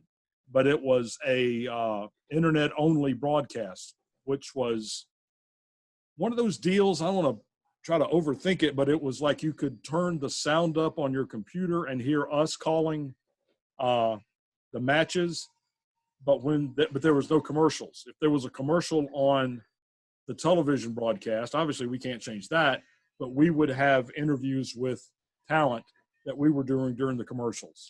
So it was nonstop 3 hours. So they were designed for people to play those while watching Nitro, sort of thing. Yes. Oh man, people aren't even doing that these days. Like they're not doing anything like that now. And this was 20 years ago.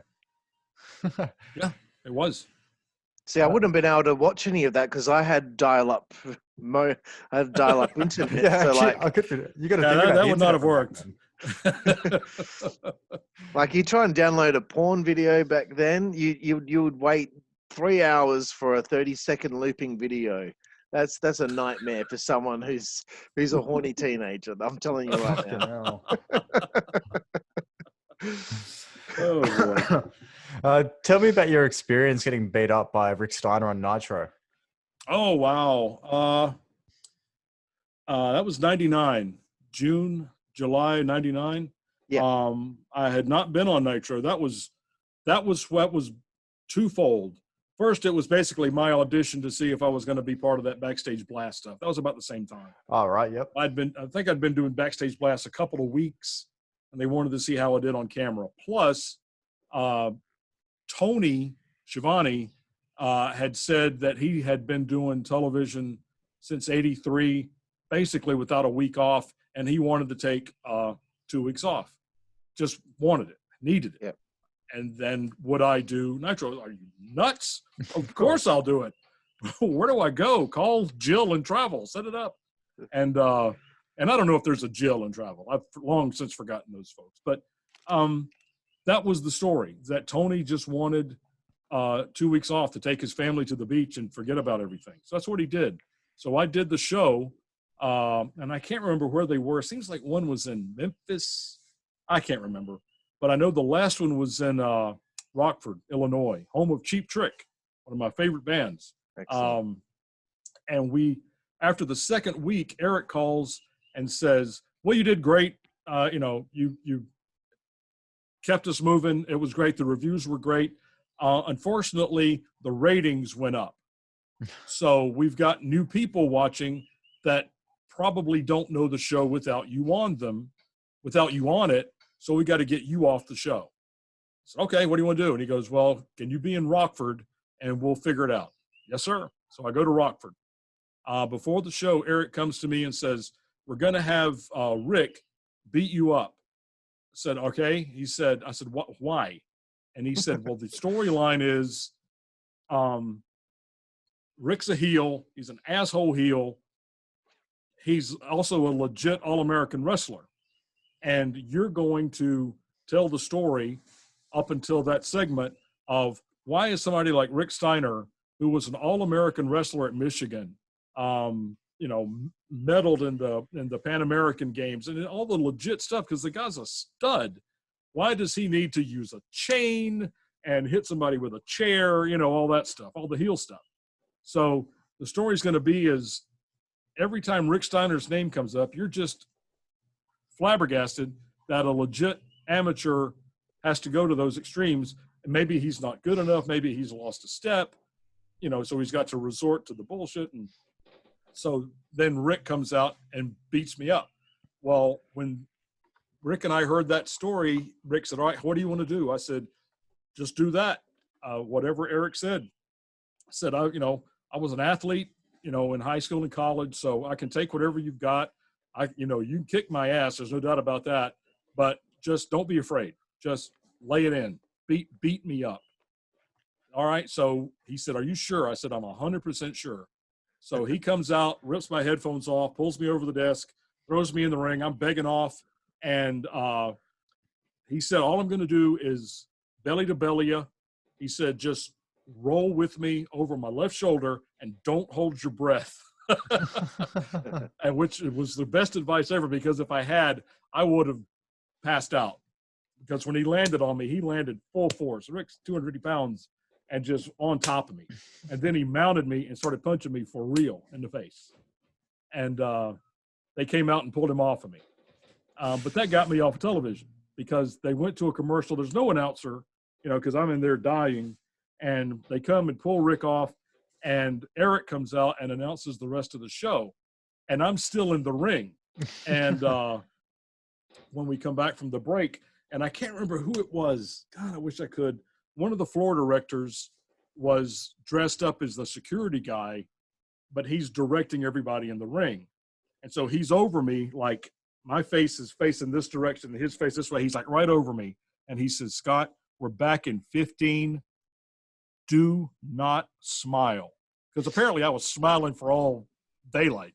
He said, don't smile. The reason why was they started off here, on me and then pulled back because I'm dead, right? And they put me on a backboard and a neck immobilizer, the whole drill. And, I give the thumbs up as I'm being carted down, the 18,000 people or whatever clapping for me. And that was awesome. And they put me in an ambulance and do the door slam thing, and the ambulance drives out and all that's, I don't know if it's on the network version, but it's what aired on Nitro. And so we're pulling out, and whoever the floor director was says, okay, and we're clear. And one of the ambulance guys who's legit says, okay, you're Scott, and I'm Scott. He goes, what time have you got to be back? I said, I'm dead. I don't have to ever be back. He goes, oh, thank God, because we really need to stop by the drugstore and get some cigarettes. Okay, do what you want. I got the night off. And so they go to a CVS and go in there and pick up a carton of cigarettes. So that was that night. That was a lot of fun.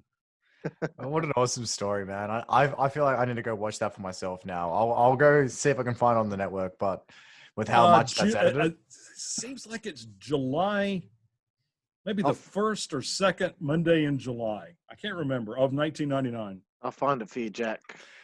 Well, it would probably be. Is it on the network? Or do you think that's something that I'm sure it's on the network, but I don't know if it's been chopped up. All right. It might have been chopped up, though. They did a lot of chopping on that stuff.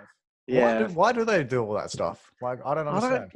I don't know. Like, just leave it. I mean, I understand the music copyright, like for the ECW stuff with New Jack matches. I get it. Oh yeah. But like, the segments and cutting people's matches out, like, it just doesn't make any sense to me. Next question though. Me and Carl had a bit of a laugh before this interview about this question actually. We were having to think about like sort of Mike Tenay being sort of a very straight guy, very sort of a bit of an angel, if you would say. But have you ever seen him get drunk and let loose? Tenay? Yes. No. Never? No. Never. I knew it. So I'm not saying he hasn't. I mean, he might be the biggest sot in Vegas. I have no idea, but I've never seen it. Mike was a great guy. Just we called him the professor, legit, because he knew everything. Yeah, he's one of those that just knew dates and places and circumstances. He was and still is a genius. I haven't talked to Mike in a long time. 15 years or better, I guess. Oh, really? Yeah, haven't seen him since the TNA days, which for me ended in 2005. I haven't talked to him since, but loved working with him, loved hanging out with him. Again, just always learn something when you talk to Mike. I mean, he's forgotten more about this business than I'll ever know. Wow. How often did But you? drinking, I have no idea. You have to ask him. I don't know. Actually, I think that doubt would it. have been. I think there would have been some hilarious stories about Mike Tenay sort of getting drunk and letting loose. Sort of a side. Yeah, that what would no one could a imagine. drunk Mike today would have probably really cut the promo on the Pepper Gomez Ray Stevens feud in San Francisco. That match really wasn't all that good. Pepper Gomez is overrated. He was just a steroid guy before there were steroids. That kind of thing. I don't think he's going to do anything like we would do if we were drunk. Talk about, which one of the Spice Girls, what order we would do them in. Mike would just be cutting promos on Pepper Gomez. That's it. We're getting him drunk and getting an interview with him. That's it. I've decided that. Tell him hello for me. I miss him. How often did you interact with Eric Bischoff? So was this during Nitro, the peak of Nitro? During Nitro, not at all. Really? No, not even none. The day of Nitro, I mean during Nitro, those 2 or 3 hours, none. But the day of, all day. He wanted to make sure that we knew what was going on. And, like any television show, especially wrestling, the format would be ready at 4:00. And then by the time the red light goes on, it's not completely different, but there's a lot of changes. Somebody's been hurt. Somebody's, refused to do the job. Somebody's changed the finish, So he was in communication with us constantly.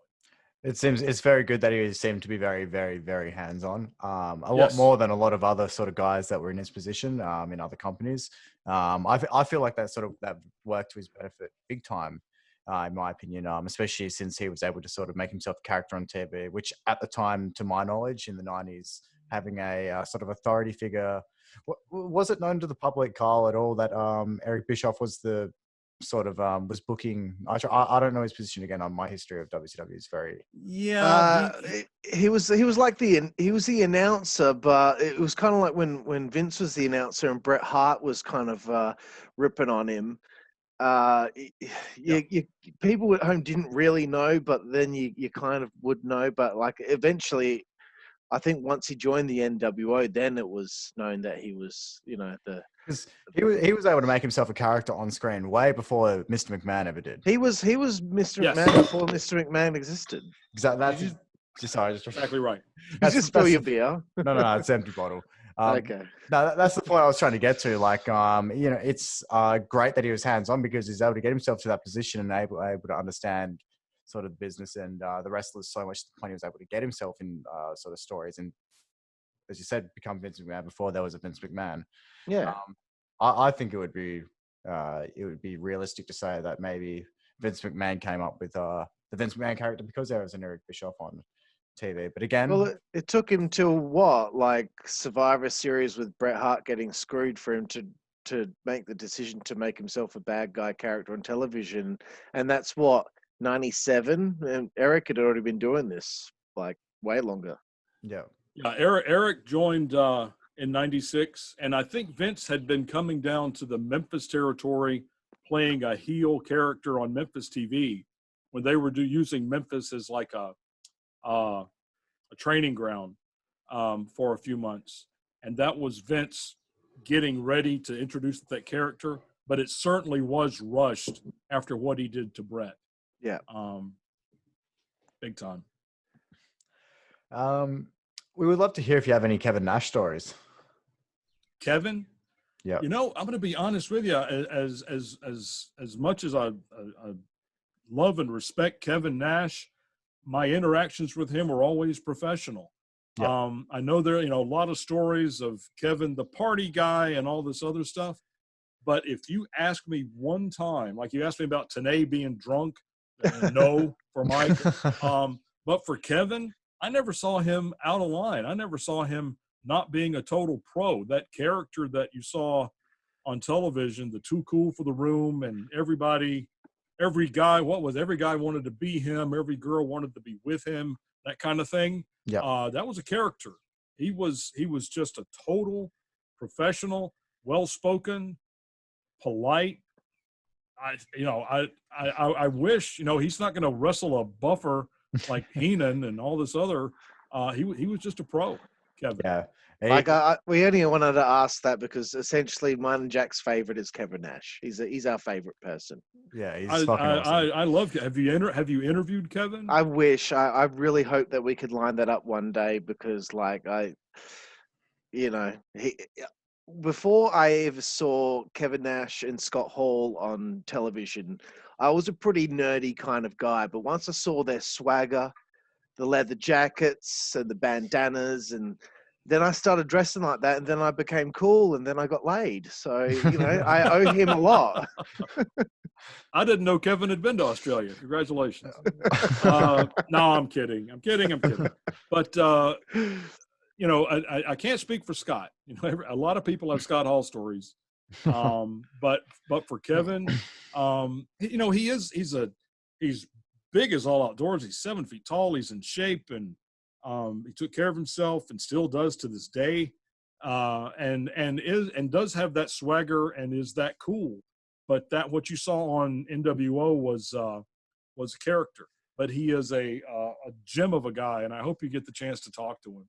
I'd set it up for you if I knew how to contact him. I haven't talked to Kevin. I've seen Kevin like once, maybe 3 or 4 times in 20 years. But every time it's old home week, hug, handshake. Hey, how's it going? How are the kids? That kind of stuff. It'd be fucking awesome to talk to, man. I would. We'll figure it out someday. It'll happen one day. It'll happen one day, man. He's like he's got to be the ultimate goal one. Yeah. Here's a good one. What was your reaction to what happened at Bash at the Beach 2000 involving Vince Russo, Hogan, Bischoff, Jarrett? You know how the deal goes. Oh, yeah. I'll put it this way. Go watch it again if you haven't, and I'm sure you have. Yeah. What was my reaction? It's exactly what we said. Because we didn't know that was coming. There were people that will argue that it was a work, that it was a shoot, whatever. We didn't know about it, and we weren't given any heads up. So what you hear, I think it was me and Mark and Tony that did that show, Mark Madden and Tony Schiavone. Whatever we're saying, that's our reaction because we had no idea what was coming. We knew, let me take that back. We knew exactly what was coming, and it wasn't that. Yeah.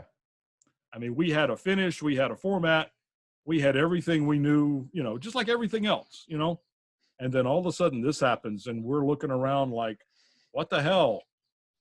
And I think I actually rattled, the format in front of the mic and said, this is not on my format or something like that because it wasn't. We had no idea what we were seeing. Oh, God bless. I just love that moment when Vince says, "And Hogan, you big bald son of a bitch, kiss my ass." It's such an iconic moment right there. That was a shoot. That much. I don't know if the whole thing was a work, but I guarantee you, if it was all a work, Vince, knew he was going to say that line. How quick was Hogan out of the building? I don't know. Couldn't tell you. We were sitting out in the middle of the Ocean Center. That's good. Yeah, good point. I don't know. Until the show's over, we go backstage. We're backstage before the show. There's 1 million people. Show's over. It's like we're the last ones to leave the building except the crew. Yeah. I would have been long gone by then. I can imagine. Righto. Back to me with my next lining of questioning. Scott, when did you first realize that the end of WCW was near? Before any official announcements were made, when did you feel, okay, this is something's not right here? We kept getting stories, and we would see it on the internet and, on OneWrestling.com and PW Insider and, the wrestling sites that did news back then, Wrestling Observer, Pro Wrestling Torch. We would see reports that things were about to happen, but nobody had the real story because nobody knew the real story. There wasn't a real story. There was, 10 different things. We heard that Fusient Media was going to buy us with Eric to be in charge, and we were going to move the whole operation to Los Angeles. We heard that Jerry Jarrett had put together investors and was going to leave it in place and leave everything on the Turner family of networks and leave everything just as it was. We had heard, Vince was going to buy us and make us what amounted to a territory of the WWF, but keep everything pretty much as it was. We heard all of these stories. The one we never heard was that we were going out of business. So your question, Carl, was when it was going to end. I knew that it was going to end when they told everybody. All we knew was there was going to be a change. We just didn't know what. But of all the theories that we had heard, going under wasn't one of them. And that Thursday, they brought us all in. The Thursday before that final Nitro in Panama City Beach, they brought us all in and told us that the WWE was going to buy what was left of WCW, and that all the television was canceled after Nitro, and the only thing that would air after Nitro would be the Worldwide that aired the next weekend. That's why if you watch the Worldwide show that aired, I don't say that it's the end of the company. I just kind of leave it vague, because when we recorded that, which was the day before that meeting, we didn't know. We didn't know that we were going under. We knew that something was going to be different after that show. If it was going to be a different ownership, if we were going to be on hiatus for a couple of weeks, we just didn't know. But going under, you don't hear me say, and this is the final broadcast forever. It's been a fun ride. Good luck, everybody. Not that, because we didn't know. And we didn't know until that Thursday before the final Nitro. Right. So again, I'm sure you've told this story many a times. I don't know her. I wasn't there that weekend. I was young. I needed the money. What are your memories from the start to the finish of that day of the final edition, March 26, 2001 of WCW Monday Nitro? Let's just take us through the day of Scott Hudson.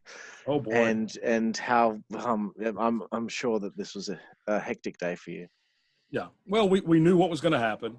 I caught a flight from Atlanta down to Panama City Beach, which is only less than an hour flight to get down there. So I got down there really early, in plenty of time to make the 10 o'clock production meeting.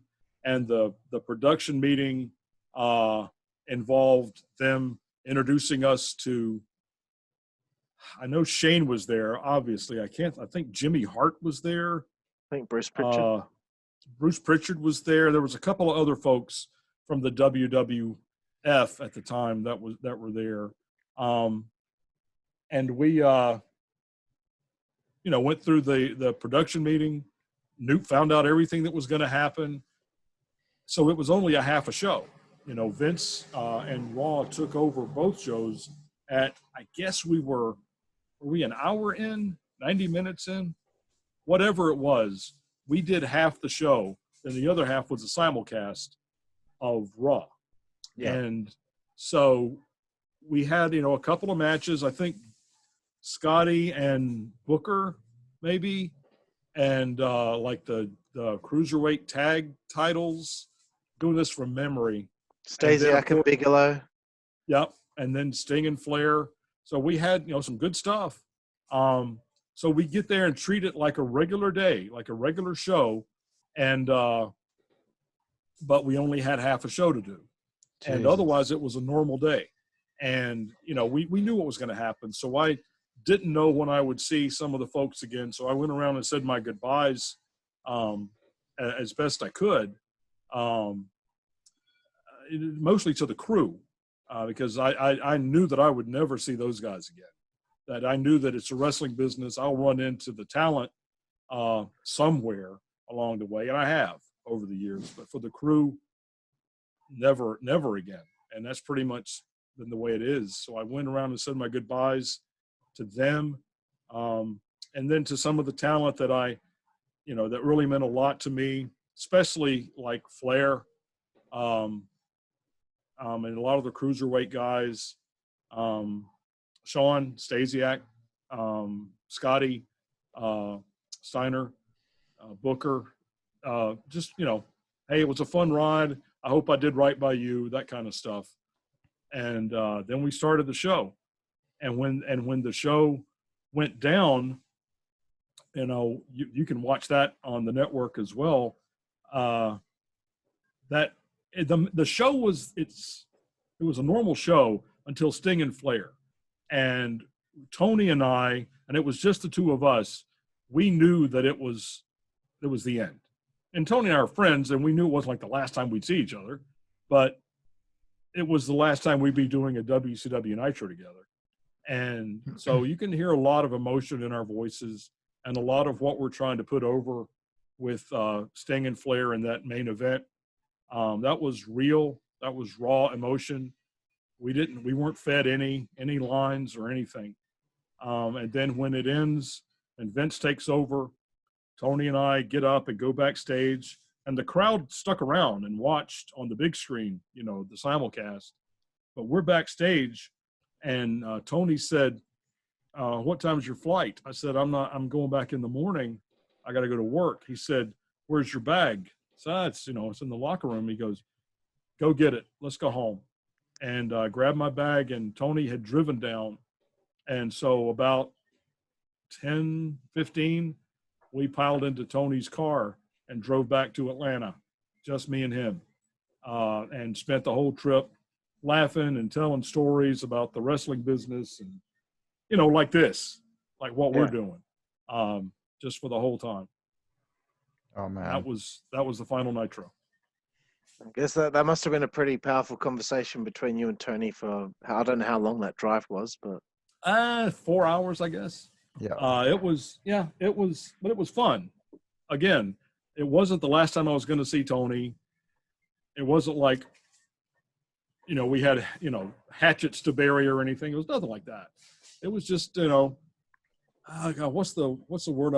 I don't know. It's like, I don't know if you guys have ever been married and divorced, but if you ever get divorced, when the judge signs the final decree and it's over, and you realize it's over. No more lawyers, no more court, no more talking to her, no more nothing. Now I can breathe. And that's what it was like. right. That's really interesting. I remember just the way a lot of the sort of the ways people saw the last Nitro, like Alan Funk, for example, didn't he mention a story about him and 3 Count going and partying with college people? Yeah, they left during the show and they partied with the college people. That does not surprise me in the least. That's just it's really interesting the way a lot of people sort of treated such a significant night. Like you and Tony didn't make anything big of it. You guys just wanted to reminisce on wrestling and just drive straight home together. Whereas, you know, guys like Alan and 3 Count wanted to party with. But you got to remember, they're young. That's true. Yes, yeah, and true. Tony's like 5 years older than me, so this was 20 years. So I was 30. Yeah, so I was I'm 36. Tony's 41, I guess. Oh wow, you're right. Yep. So you guys were younger than that at the time. We weren't old people by any stretch, but we certainly weren't going to go out and party with a bunch of college kids. No. No, it's funny. It'd be something. I thought that the whole everyone, the whole company as a whole, would have loved to celebrate together, sort of the end of such a significant period for the company and as your entire careers. But I find that an awesome way to sort of end it. You know, being sort of everything coming full circle. Because I imagine, you know, Tony would have been there for you a lot during your biggest moments in your WWE career. Yeah. Yes, very much. And he went on to. He became the sports director for Cox Communications in Atlanta, which is they've got 4 or 5 radio stations, a couple of TV stations. They're just in Atlanta, so they're huge. And he also went to work for the University of Georgia football program. And I think he left, maybe officially retired from Cox Communications 4 years ago, and now just does University of Georgia football broadcast and some other stuff. And now, of course, he does AEW. So he didn't miss a beat. He hasn't missed a paycheck. Good for him, man. I wanted to know, you know, from this moment, driving home, you go back, you get home, How long after that did you get a call from WWE? Oh, wow. Let's see. That was March. So we had severances, right? Yeah. They were still paying, well, I don't know. They were still paying me for 3 months. So that took me until June that I was still getting paid whatever from them, from Turner, Time Warner, AOL, whatever. So it's been June. I got a call from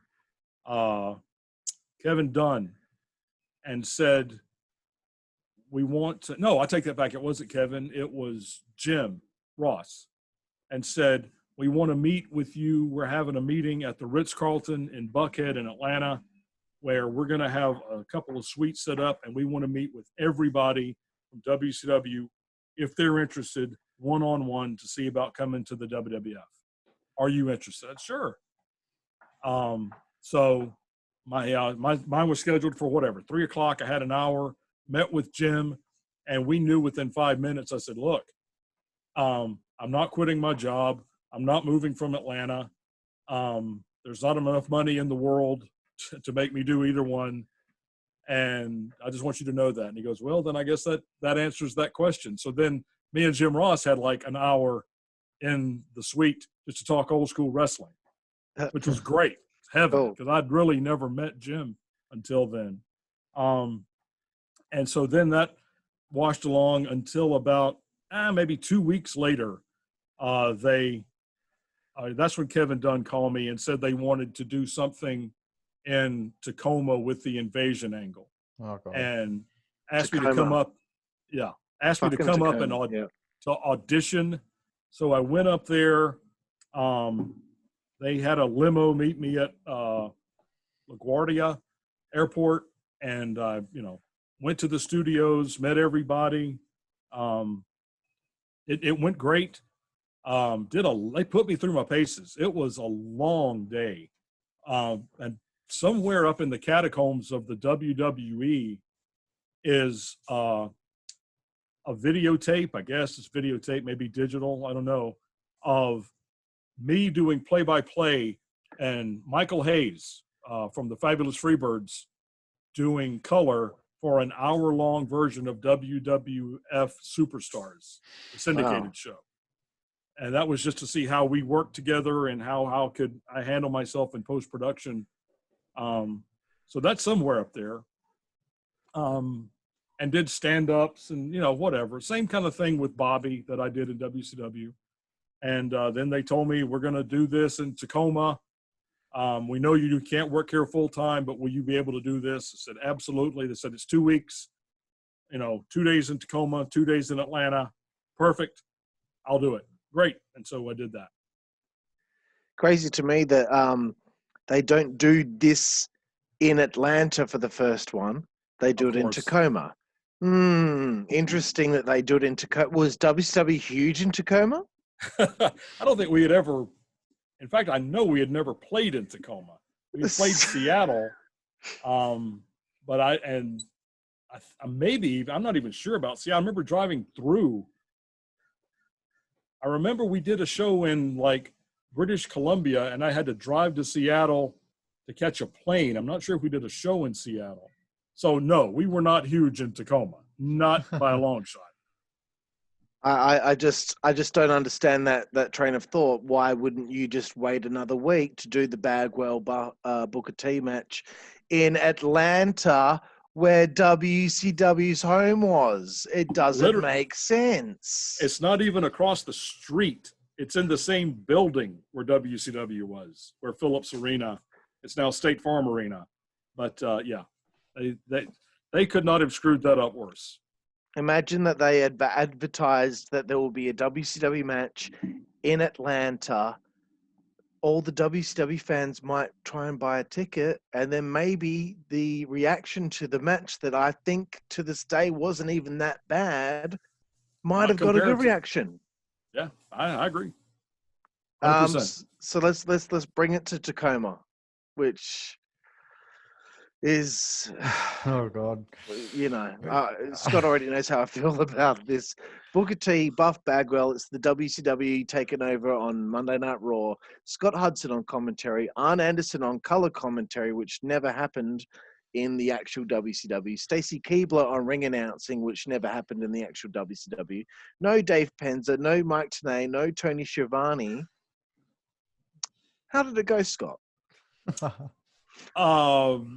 Surprisingly well, considering that Stace had never done ring announcing, and that Arn, although he's one of the greatest, and into the discussion of the greatest promo in the history of the business, had never done color.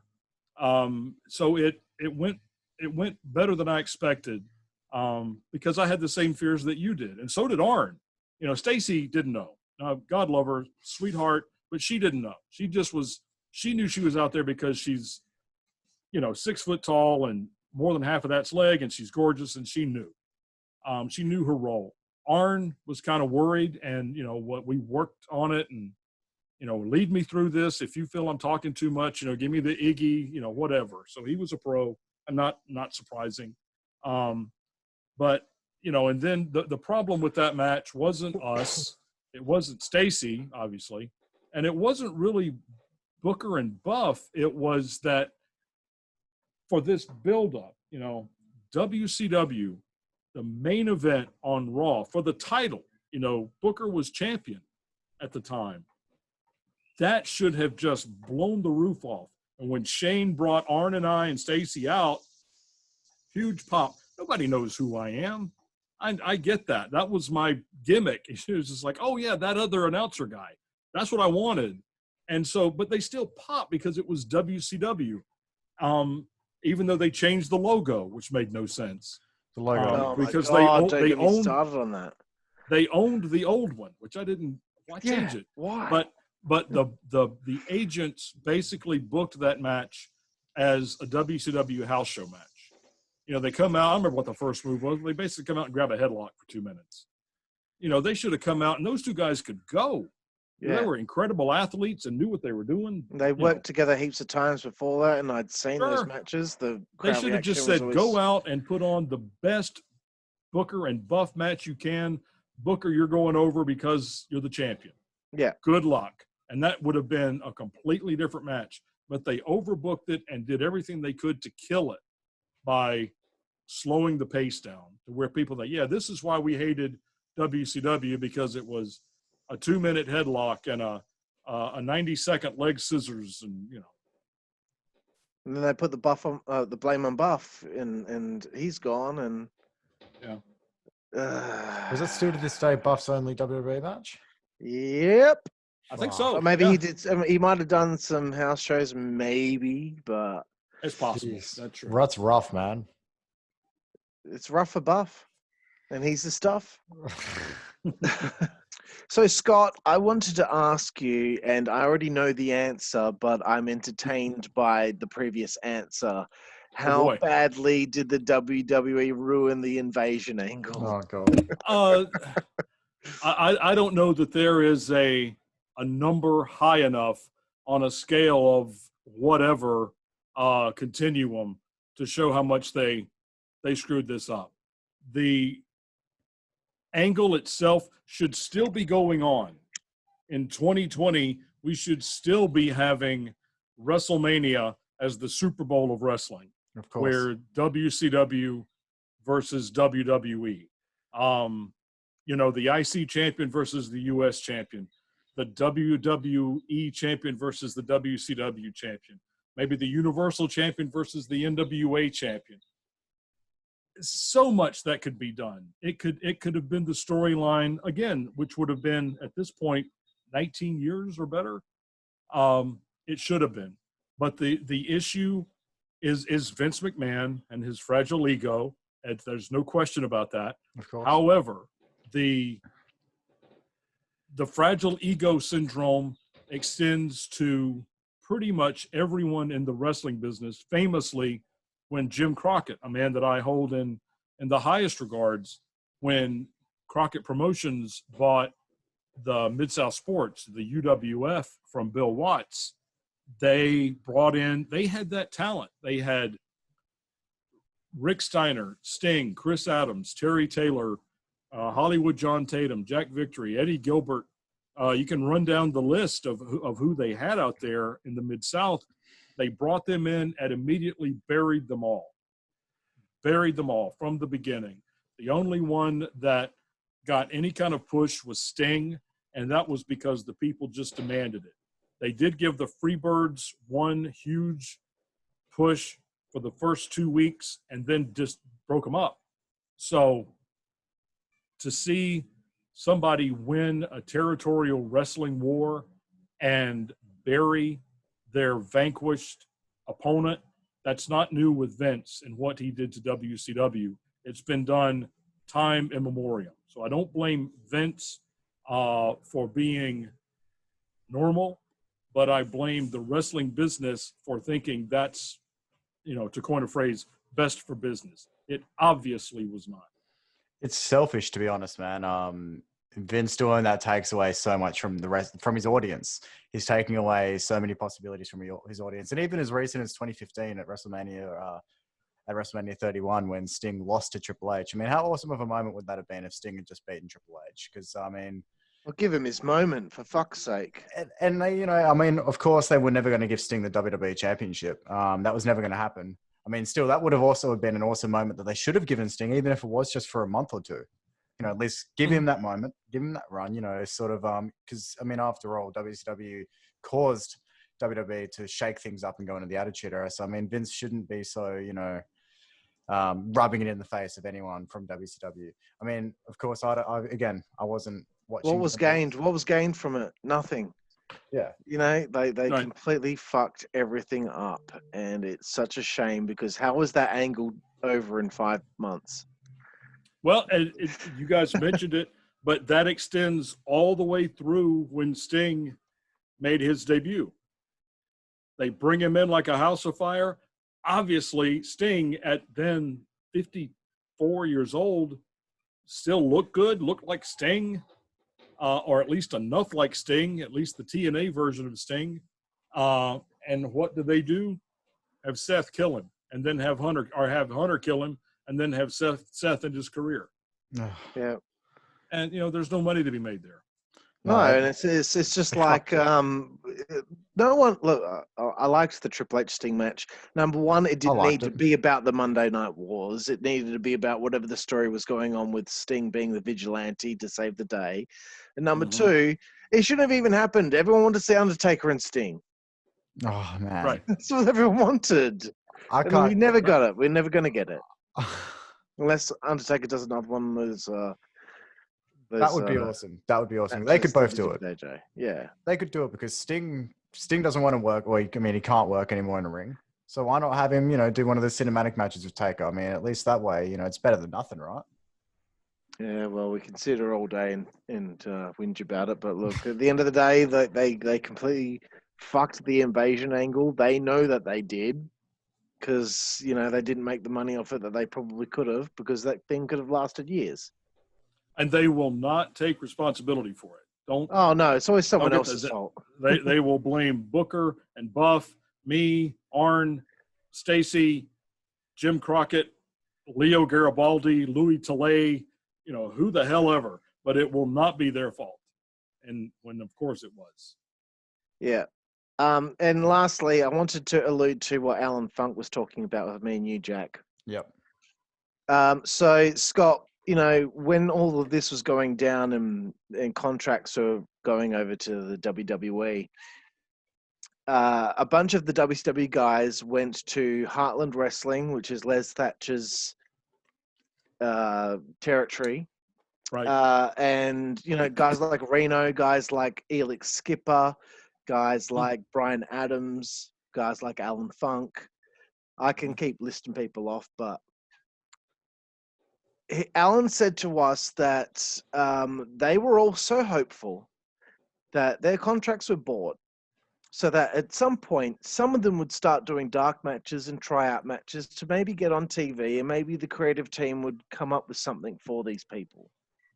Well, Alan said that he felt like They only put them in HWA just to help these young guys get up to speed on how to do things and how to do things correctly.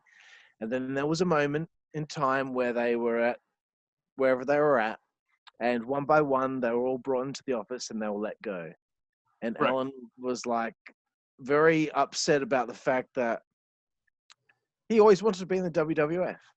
He wanted to have a chance, and none of them even got a dark match or a tryout match to see if they could do something with them. They used them just to help these younger guys get better, Right. and then they were just cast to the side and kicked to the curb. It's not even a question. I just want to let you know that that's what Alan felt. Well, Alan's exactly right. That is exactly what happened. I certainly would defer to him because he was there, but I've heard that story from too many different people.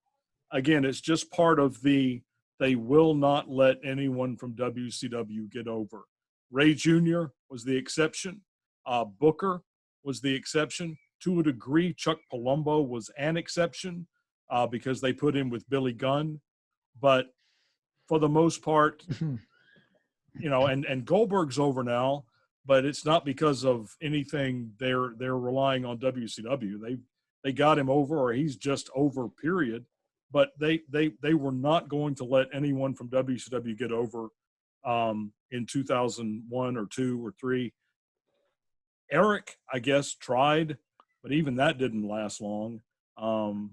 The best thing Eric can do in the WWF is 3 count. What am I thinking? 3-minute warning. That's good gimmick, but that's Eric Bischoff.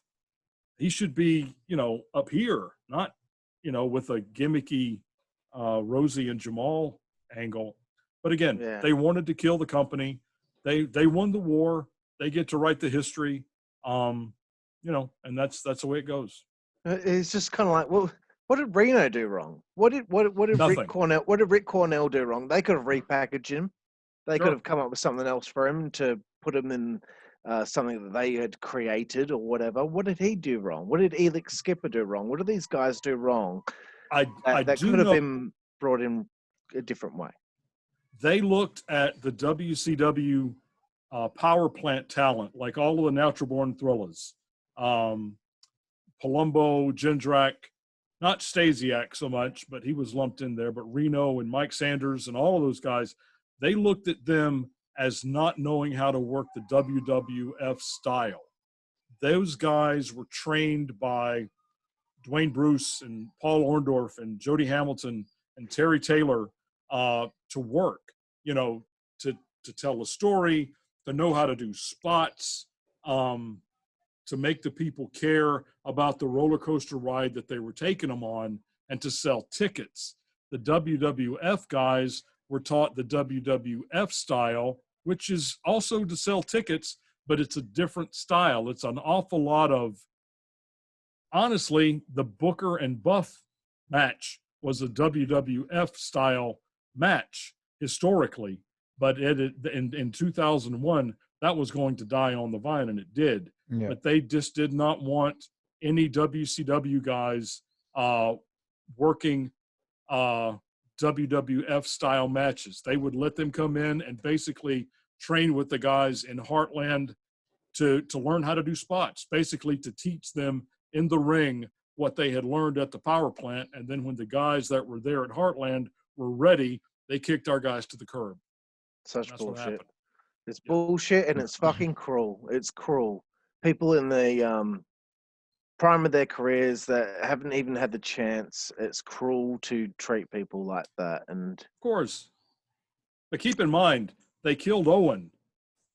Yeah, fuck. Legit. So they killed Rick Cornell's career. They can do that every 20 minutes. Yeah. Sad Jack, for Rick. He deserved better. I agree. And Jack, Vince McMahon, eh? What a guy. How much longer did you last with the WWE before you left? That was it. Those 2 weeks. That was all they wanted. That's all I did. So after just that was it? Like absolutely no contact whatsoever after that? Let me put it this way. They didn't try because they knew what my answer would be. Yep. And I'm not saying I'm worth anything. I'm not. I'm a low-level C-team announcer in WCW who's still a mark and still just, thrilled to meet people in the business. But I have no desire to do anything for them because of what all they've done and how they treat their talent and how they treat the business. So, no. That's completely understandable, and that's something you don't really hear from anyone in the wrestling business. Everyone wants to be there. So to hear that from you is very, very surprising, and also a very respectful answer. And here's the thing. It's awesome. It's June of 2020. If you ever hear that I'm going, Scott Hudson signs with the WWE, please call me, because you'll know that I have either developed early onset dementia or I've, somehow lost everything that I have. I don't know if you can see, but I'm out here on the lake, a gorgeous place. I've got all this stuff, creature comforts. I've got all of that. If I ever sign with the WWE, something has really gone off the rails in a bad way. So just give me a call and try to talk me down from the ledge. Why would you want that schedule anyway? Especially when you look at that background behind you. Where are you right now? Where do you live? I live on Lake Oconee in East Central Georgia. Man, it's fucking beautiful. I really love say this. earlier. If you can see, let me see if you can. I was going to say earlier, it's just amazing.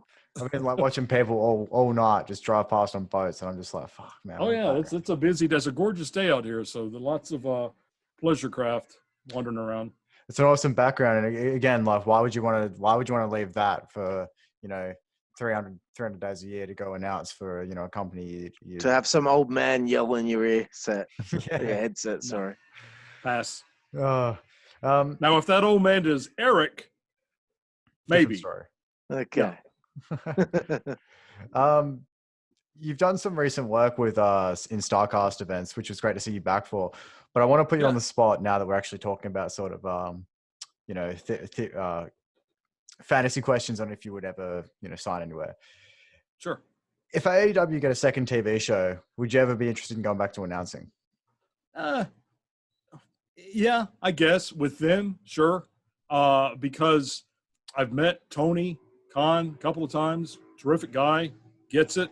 Is a businessman and not a jackass, not by a long shot.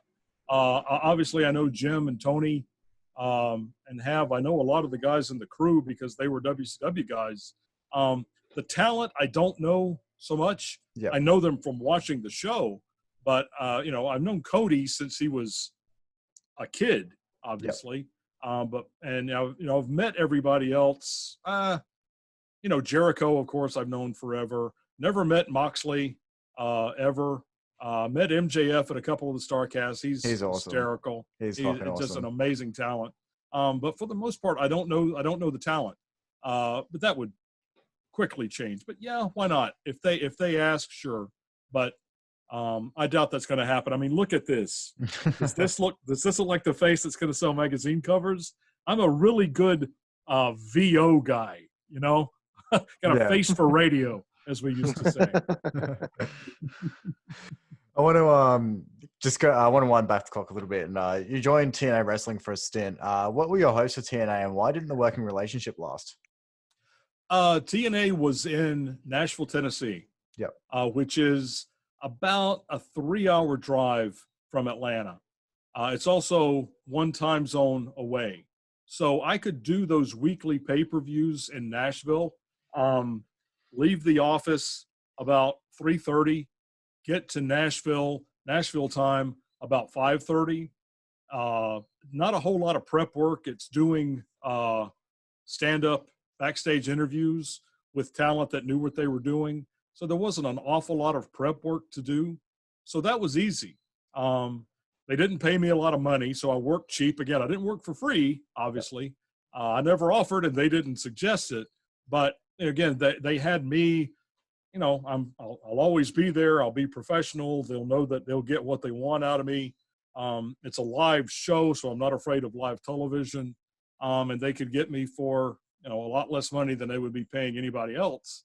But when they moved the whole thing to Orlando, Well, that's like a 9-hour drive. And I'm still trying to work, And so I just said, hey, good luck. I did a couple of pay-per-views when they switched to monthly pay-per-views. I did those, and I just said, I can't do this. I've got a real job. I can't. And they understood. They brought me back, pardon me, in 2008 or 2009 for a pay-per-view that they did from South Carolina. I can't remember what happened. Whoever they had doing backstage, maybe Jeremy was was doing something live in Orlando, so he couldn't be in two places at once, obviously. So they said, "Would you do it?" I said, "Of course." Ran over there. Again, what do we owe you? Oh, you don't owe me anything. It'll just be fun to see everybody. So I ran over there and did that show, but that was it. That was the last TNA. That was, I think, 2008, 2009.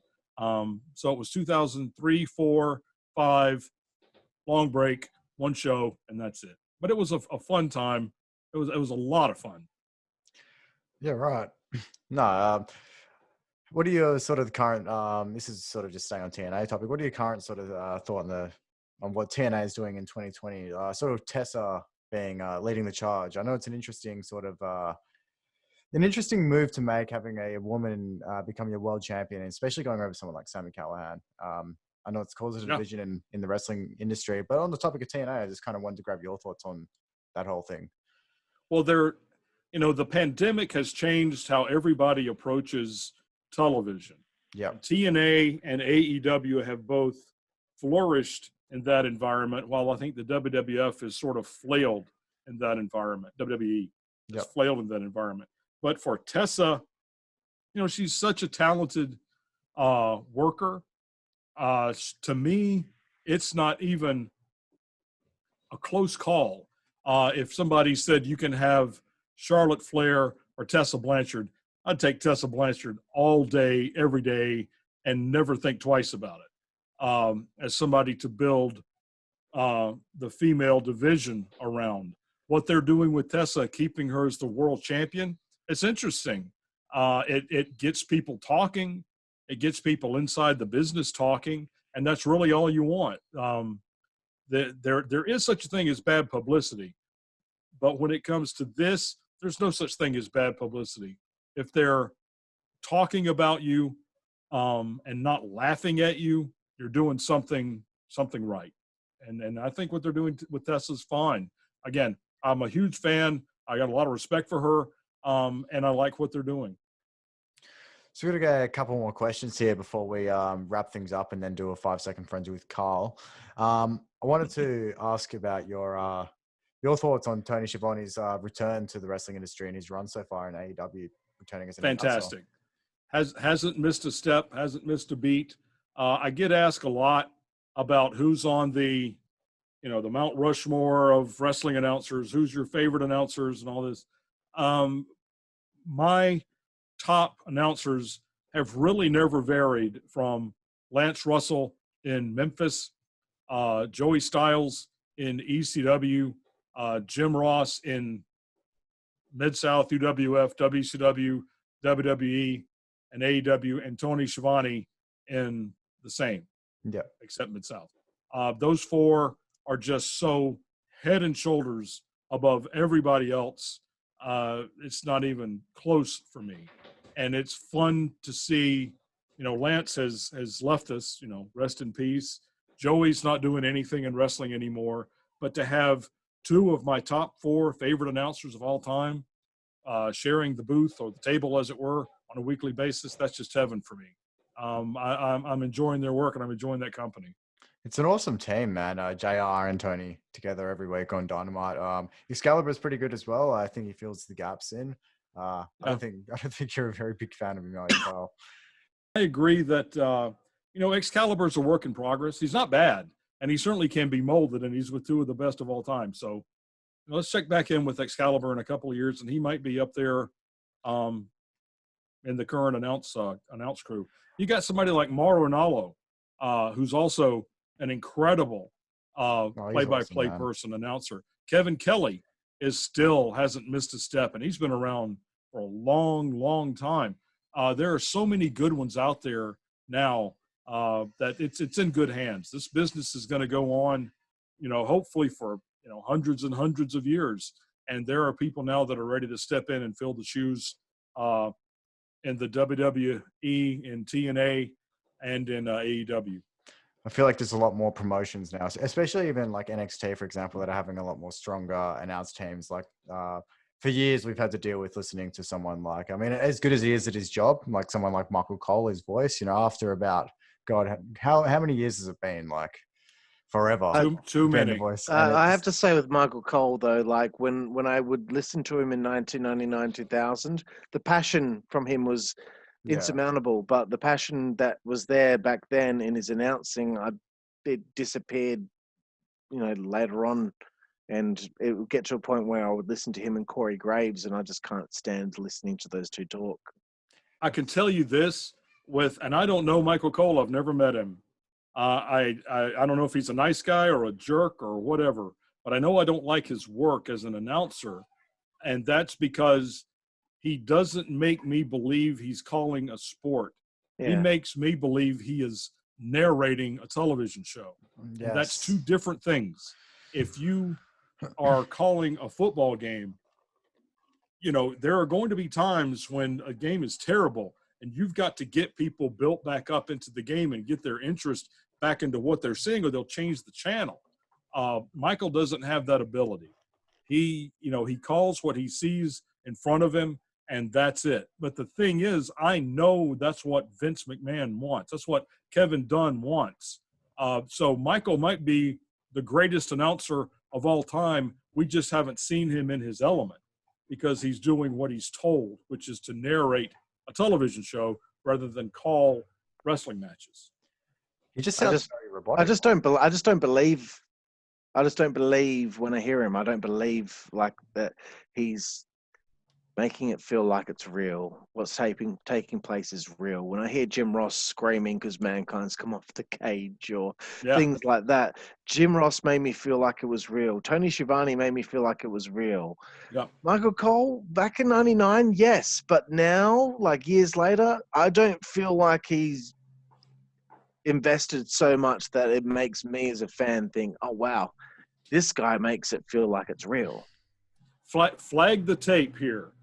When we're done, go find YouTube, assuming you guys it's cleared in Australia, but find or search YouTube for Eddie Gilbert, the Russians, and Bill Watts. There's an angle that Mid-South Sports did, I think it was 86, maybe 85, 86. I won't bore you with the long story, but the bottom line is Jim Ross is the best announcer in the history of the business, period, because of the 6 minutes of that angle. So just look for Eddie Gilbert, the Russians, Bill Watts, 1986, and watch that breakdown and listen to Jim and watch it maybe in silence and then watch it with Jim's voiceover. And Michael Hayes is with him, who's also fantastic. It makes so much difference. I'll check that out. Yeah, we'll definitely need to. You got one last question here. Sure. Pretty big one, actually. What do you hope fans remember most about Scott Hudson? Nothing. Really? Zero. That wasn't my job. My job was to make them remember the guys in the ring and to make them buy Skittles, which I mean, God love. I don't eat candy, so Skittles, ugh, God. But to make them buy Skittles, if they like Skittles, to make them buy the pay-per-view and buy T-shirts and programs, and to think that they're getting a good entertainment value for the money they invested in our company. If they remember my face, if they remember my name, fine. But I don't want them to. I want them to remember every guy that I talked about. I want them to remember how good this pay-per-view was, or how good this episode of Nitro was. That's what I want them to remember. I don't want them to remember me. Fair enough. Well said, Scott. Well said. Before I get to this, there's a little segment I do to end the show called 5 Second Frenzy. But Jamie Kellner, I want to, if you could say anything to Jamie Kellner, and you don't have to use sign language, but if you could say anything to Jamie, what would you say?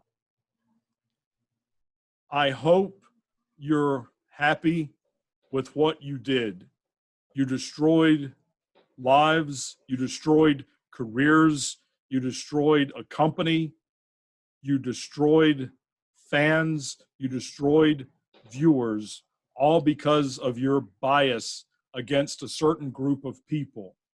The fact that you ended up unemployed and unemployable is just desserts for someone like you. However, I wish you had never existed, and I wish you had never been born, because I miss my friends and I miss my company and I miss doing what I love to do. But thank you for being the world's biggest fuck up at your job. Very, very, very, very. That is owned. He just got owned. Thank you, Scott. Definitely. That made me feel I've been really rehearsing. I've been rehearsing that for 23 years. I'm glad we got it on 55 Live. Thank you very much, Scott. That's fucking awesome. So this is time for 5 Second Frenzy. It's a stupid game, but you have 5 seconds to answer each question. It's supposed to be just quick fire. Boom, boom, boom, boom, boom. Are you ready, Scott? Let's go. Who is your favorite musical artist? Pink Floyd. Nice. Awesome. Just like my dad. Favorite TV show? Arrested Development. Excellent. Interesting. Favorite film? The Usual Suspects. What's the favorite concert that you've ever been to? I saw Radiohead on the Great Lawn at Stone Mountain Park in Atlanta in, I think, 2001. That one. Wow. See. Favorite food? Oh, wow. Any seafood. I'll leave it at that. Favorite alcoholic beverage? All of them? What's your favorite female body part? And this sounds like I'm equivocating. I'm not. The brain. Sexiest part. They can be Fucking gorgeous, but dumb as a post. No thanks. I gotta be able to talk to them. See, Godfather said titties. Alan Funk said course. ass. Sure. Scott Hudson says the brain. Excellent. Yes. Excellent. And the last one here for 5 seconds. So between me and Charles and Alan, we're gonna come up with like the perfect woman. Oh no, and also Big Sal. Big Sal said the what did he say? He said it in an interesting way. He said it was like the what did he say? The skin. I can't remember what he said. It was so I can't funny. remember what he said. It was so funny. Right, I'm gonna have to listen to it and tell you tomorrow. I think those three probably that equates to Tori Wilson. She is the total package as far as I'm concerned. I've never spoke to her, but I hope to one day. And the last one here on 5 Second Frenzy, Scott, is Yes. favorite curse word. I used to say, God fucking damn it, all the time, no matter what the in church, at my mother, in traffic. So Amazing. It got to the point where I said it so much it lost its effect. So I would say, only because I never say it anymore, because I said it so much, that was it. Amazing. Excellent. Well, thank you so much, Scott, Thank you. for being with us here tonight and today for you. Sure. And before we go, I just want to say, people rattle off names like Lance Russell, Gordon Soley, Gorilla Monsoon, Jim Ross, Tony Schiavone. I'm throwing Scott Hudson's name into the fray. That's how I feel. One of the best of all Thanks. time. Thank you very much. That's an honor. That's humbling. Thank you. I'll You're take very it. welcome. And thank you once again for being a part of the 55 Live podcast here with myself and Jack. My absolute pleasure. Anytime, guys. Excellent. And Jack, thank you. Thank you, Carl, and thank you, Scott, for joining us tonight. It's been an absolute pleasure, man. Like, we've only been doing this for maybe a month now, and we've been able to meet some absolutely awesome people that we've all watched on TV and played video games for years. So, and of course, even still, like, a month later, it still feels like it's the first time we're doing this, and it's just awesome stories that you guys are telling us, and all the sort of just the conversation about something that we're also passionate about, and we can't thank you enough for your time tonight, man. So thank you. No, thank you. I'm honored to be here. Thank you. And we're on it too, Scott. And I want to thank everyone out there for listening and watching the 55 Live podcast. I'm Karlifornia, my co-host Jack, and of course our special guest Scott Hudson. Thank you very much for watching, and we'll see you next week when we're talking to local Perth wrestling superstar Davis Storm. Thank you very much.